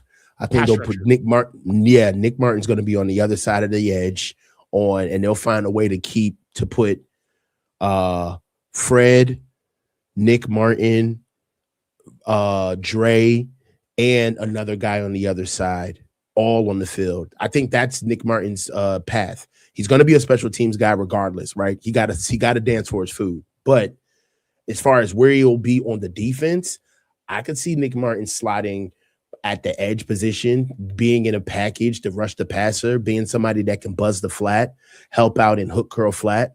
I could see that for him. Now, the consistency and the injury stuff, that's got to get tamped down. But I think there's a path for Nick Martin just because of the traits alone. I think Nick Martin emerging is probably one of the reasons why they felt okay letting go of D Winters, as well as bringing in Dre Greenlaw. I'm a big believer in Nick Martin. Let's for those who are like, well, what, he didn't play and this and that. Okay. Here's what Robert Saleh said about him when I asked him about Nick Martin earlier this year. And this is a pretty good answer, I think, from Saleh. Listen to this.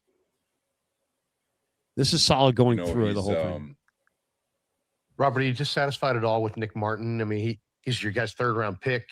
He's a rookie, but he's not getting on the field over guys like Gifford and Robinson. Is there some dissatisfaction with him, or is there something he's not doing? No, there's no dissatisfaction. He's there is a bit of a learning curve in terms of where he's come from college to what we're asking him to do, and I think he's done a really nice job. He's got to earn it on special teams with D Winters being the starter. Like Giff is a big time special teams guy. Curtis Robinson's a big time special teams guy.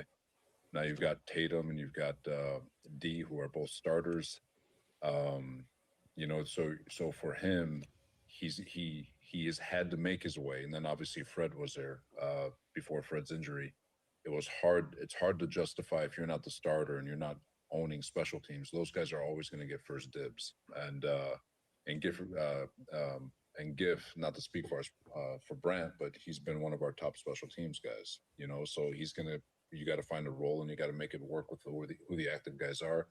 Now that he's got a chance to be active, he had his first run on special teams. Thought he did a really nice job, and he's going to get another run at it. But unless D gets hurt, God forbid that happens, because D's having a hell of a season, he's going to have to make his way on special teams this year. What do you think, Coach? I mean, I thought that was a really good answer from Saleh. I mean, it was he laid it out there. The question is, do you believe him? Do you believe him, or, I mean, the counter argument is, hey, look, man, if this guy's really that special, wouldn't you move your special teams guys around and get this guy active? But they did have a lot of bodies there. Was a third-round pick. I'm a believer. I mean, guy played 14 snaps and had 7 tackles. All right. That's not at Oak State. That's with the Niners. So I'm a believer. I think he's one of the most athletic guys. I mean, I don't know him that much, right? I don't know I think he was more of a pass rusher at Oak State. That was what he was really good at. But I'll just say this. Without knowing him, you just said, they're the guys. He looks on the hoof, as they say, like one of the most athletic guys in the entire field. Period. Yeah, I agree, man. I think it's rinse, wash, and repeat. It's the same thing. He's got a new defense. He came in as a new guy last year, and surprise, you got yourself a new defense in your sophomore season where they're expecting you to show production. That's just the league. That's the nature of the beast. One thing that I am expecting from him is the injuries, man. Like the concussions, the injuries, and I'm not even here I said it as if I'm blaming him for getting injured, which I'm not. But what I am saying is that your best ability is availability. And that's something that we can't have if you can't even depend on him to be on the field. For all the traits that he brings, if we can't get it on a consistent basis, it's all for naught. So I am looking for him to be a continued contributor on special teams and make a name for yourself. Like, we know the campaign, or we know the politics of the locker room, Larry. We've been doing this for a long time. How do you make a team? The same way you get a job. You start picking up a broom and getting to work, right? Making yourself useful, right? Get around, pick up a job or two, get on a gunner team, get on kickoff, get some tackles, push for yourself, and quite frankly, build competition where you have to maybe take some names. But if we're looking at Nick Martin as if like he's some type of prize scholarship recruit that we got where we're redshirting him to roll him out for when guys leave, that ain't the story here. And that's what I love about the underbelly of our conversation, which is the scholarship players angle. I think scholarship players is for losing teams. There's a lot of teams where guys get ceremoniously clung to because of where they got acquired, the things that they may have, their upside versus their potential really is a much better thing to look at versus the reality of what the team has. So it makes you want to keep them. But bringing in competition gets rid of these guys. Just as bullish as I am on Nick Martin on being something for us is the same way I am on getting his ass out of here if he can't produce, because that means that competition is working. So, hey, sharks are born swimming. He's got to turn it on this year. But he's a hell of a player. Yeah, I mean, this guy, I'm really glad they didn't trade him. To me, when you're as fast as he is, let's take a look. I have a feeling I'd be shocked. I'd be very surprised if this guy doesn't fire this year. He's so athletic. All right, let's move to safety. You got to change that 45, man. I think it's hideous. What's that? Oh yeah, you got to change that 45. That number is ugly. It's not a great number. All right, let's jump to the safeties and corners, and we'll jump. Safety, this is interesting. This might be the spot now that they need help. They have Jair Brown, they have Malik Mustafa, they have Marquise Siegel coming back. They also have undrafted free agent from last year, Derek Canteen. They have a street free agent named Derek Forrest. They picked up the ex-Cal Bear Patrick McMorris. The interesting name to me on this list is Jalen Stroman. That's the Notre Dame undrafted free agent. Why is he interesting? Well, I'm not that big. I don't know that much about him. But Ryan Fowler from the Draft Network, who I've had on, had this guy as one of his sleepers in the draft, back in March, back in February. He thought he looked really good in the lead up to the draft. He's a safety from Notre Dame, so he's in the mix there. This is a spot where a lot of people feel the Niners need to go and add a veteran player. Is there a veteran safety, or is Prysock maybe a safety? How do you see the Niner defensive backfield? Usually they go with 10, right? 6 corners, 4 safeties. So Brown, Mustafa, Siegel, and maybe one other safety. But this year they have so many corners. Maybe they'll go with 7 corners and 3 safeties if one of those corners, like Nate Hobbs, can play safety. How do you see safety for the Niners? Do they need more, or are they okay? We were big Jalen Kilgore guys, right? Yeah, very much. And I hate to do it to him, but I can't do Jalen Sloman, man. A 4.75 40 at safety is a big deal, bro. Yeah. There's no speed. I'm sorry. And that alone makes me out on Jalen. I love that he's like a man zone, kind of like a slot nickel safety.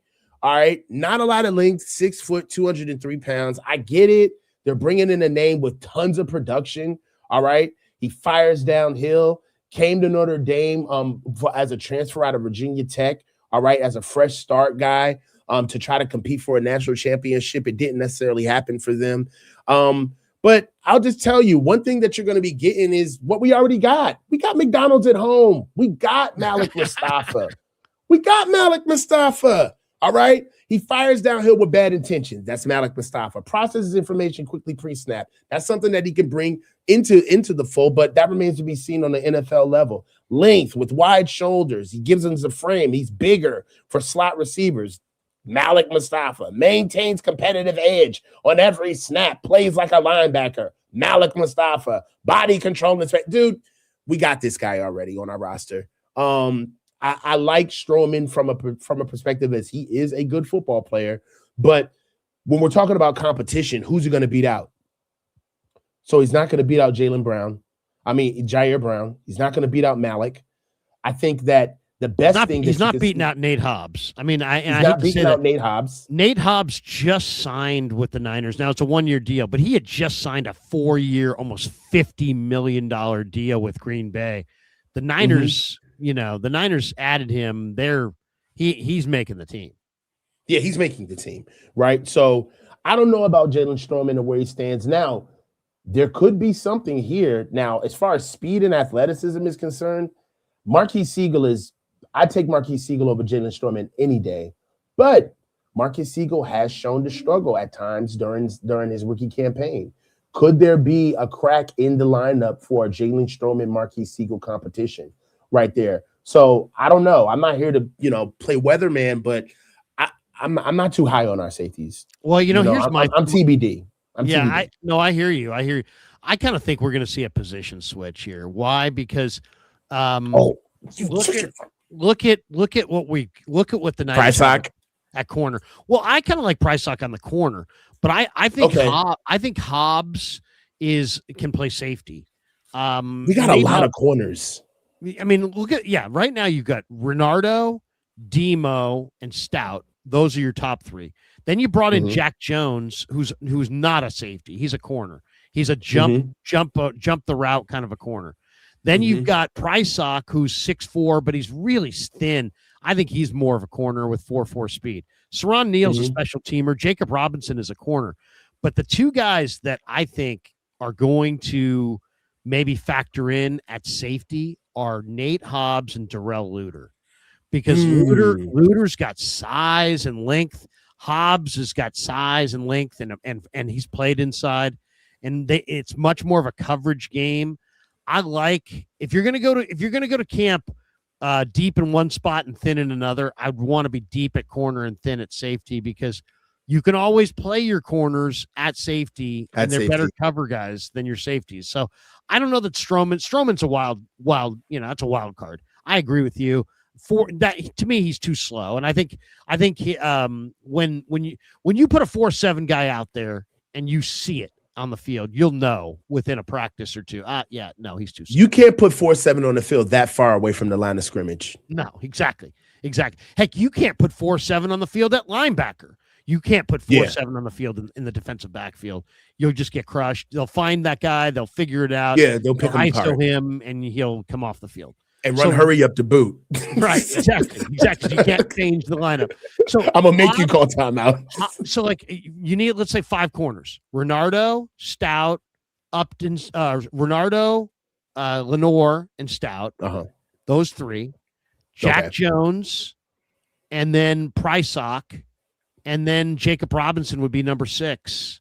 And then Saron Neal's probably got to be on this team somewhere, because he's your special teams ace. So Robinson and Saron Neal probably battle for that one spot. And then I think Hobbs or Luter probably slate in as the 4th safety behind behind Brown and Mustafa and Siegel. So I actually kind of think even though Prysock, I'll be completely honest.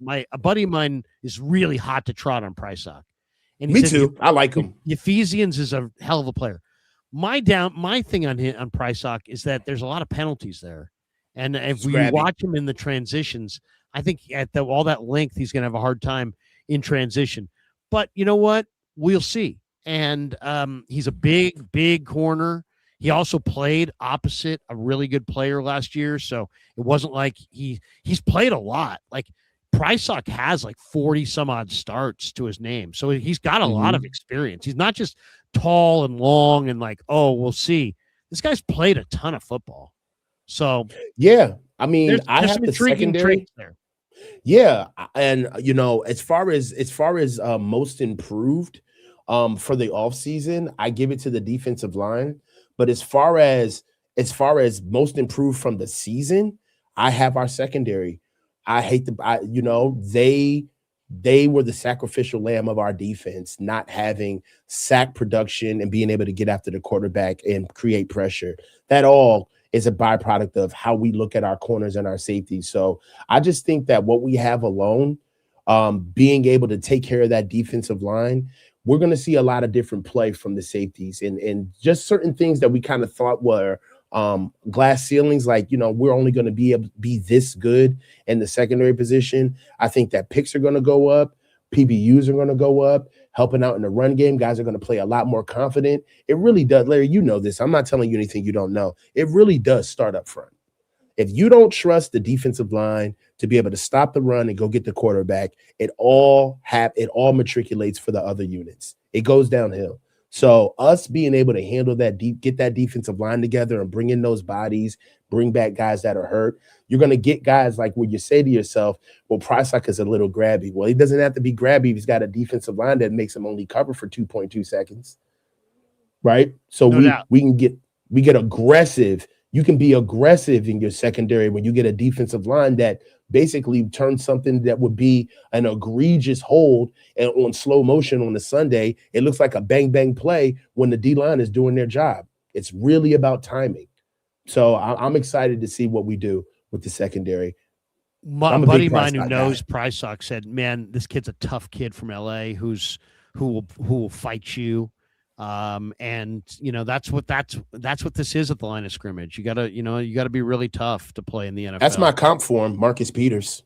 Yeah, I mean, which is I think a perfect comp because Peters also was lengthy, and if there was ever, he got a little grabby. There were times but he also was very physical and very, Marcus Peters was a great in great moments too.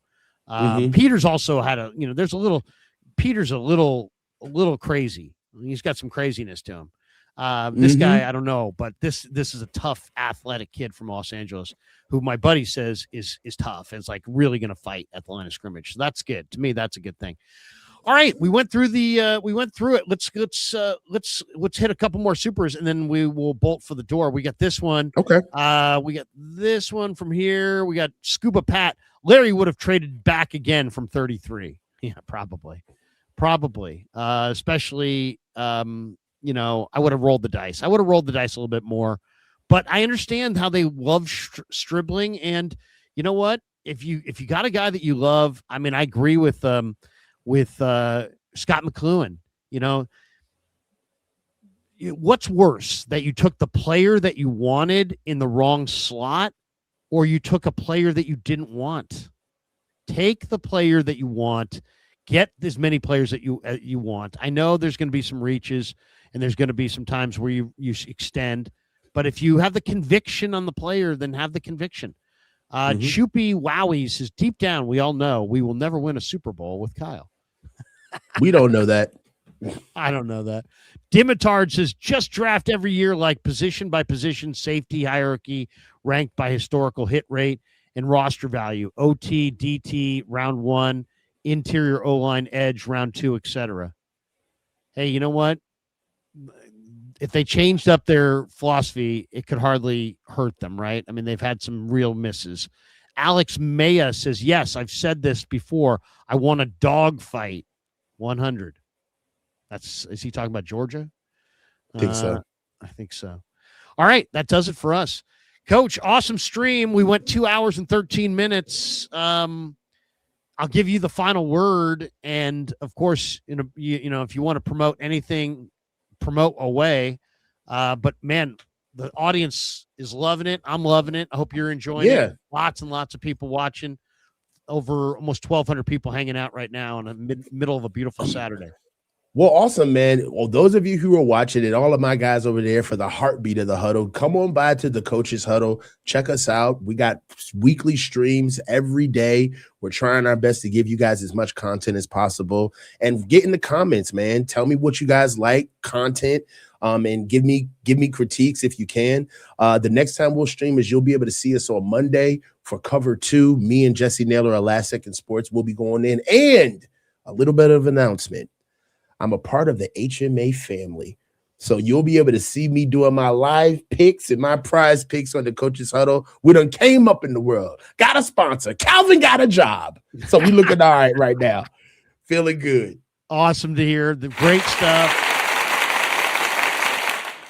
Coach, thanks to all of you guys. I'm going to try to enjoy the rest of my Saturday, maybe outside a little bit. Maybe going to do a little barbecuing, maybe some steaks this afternoon. Going to watch some ball. May in the Bay. It's starting to be nice weather. What kind of weather you got in your corner of the world in May? It's not that bad, man. It was like about 70 this morning, so we're good. We're locked in. Nice. For Coach, I'm Krug. Have a great one. Peace. Peace. You love that damn thing. Every single time. Yeah, never met a man I've been scared of.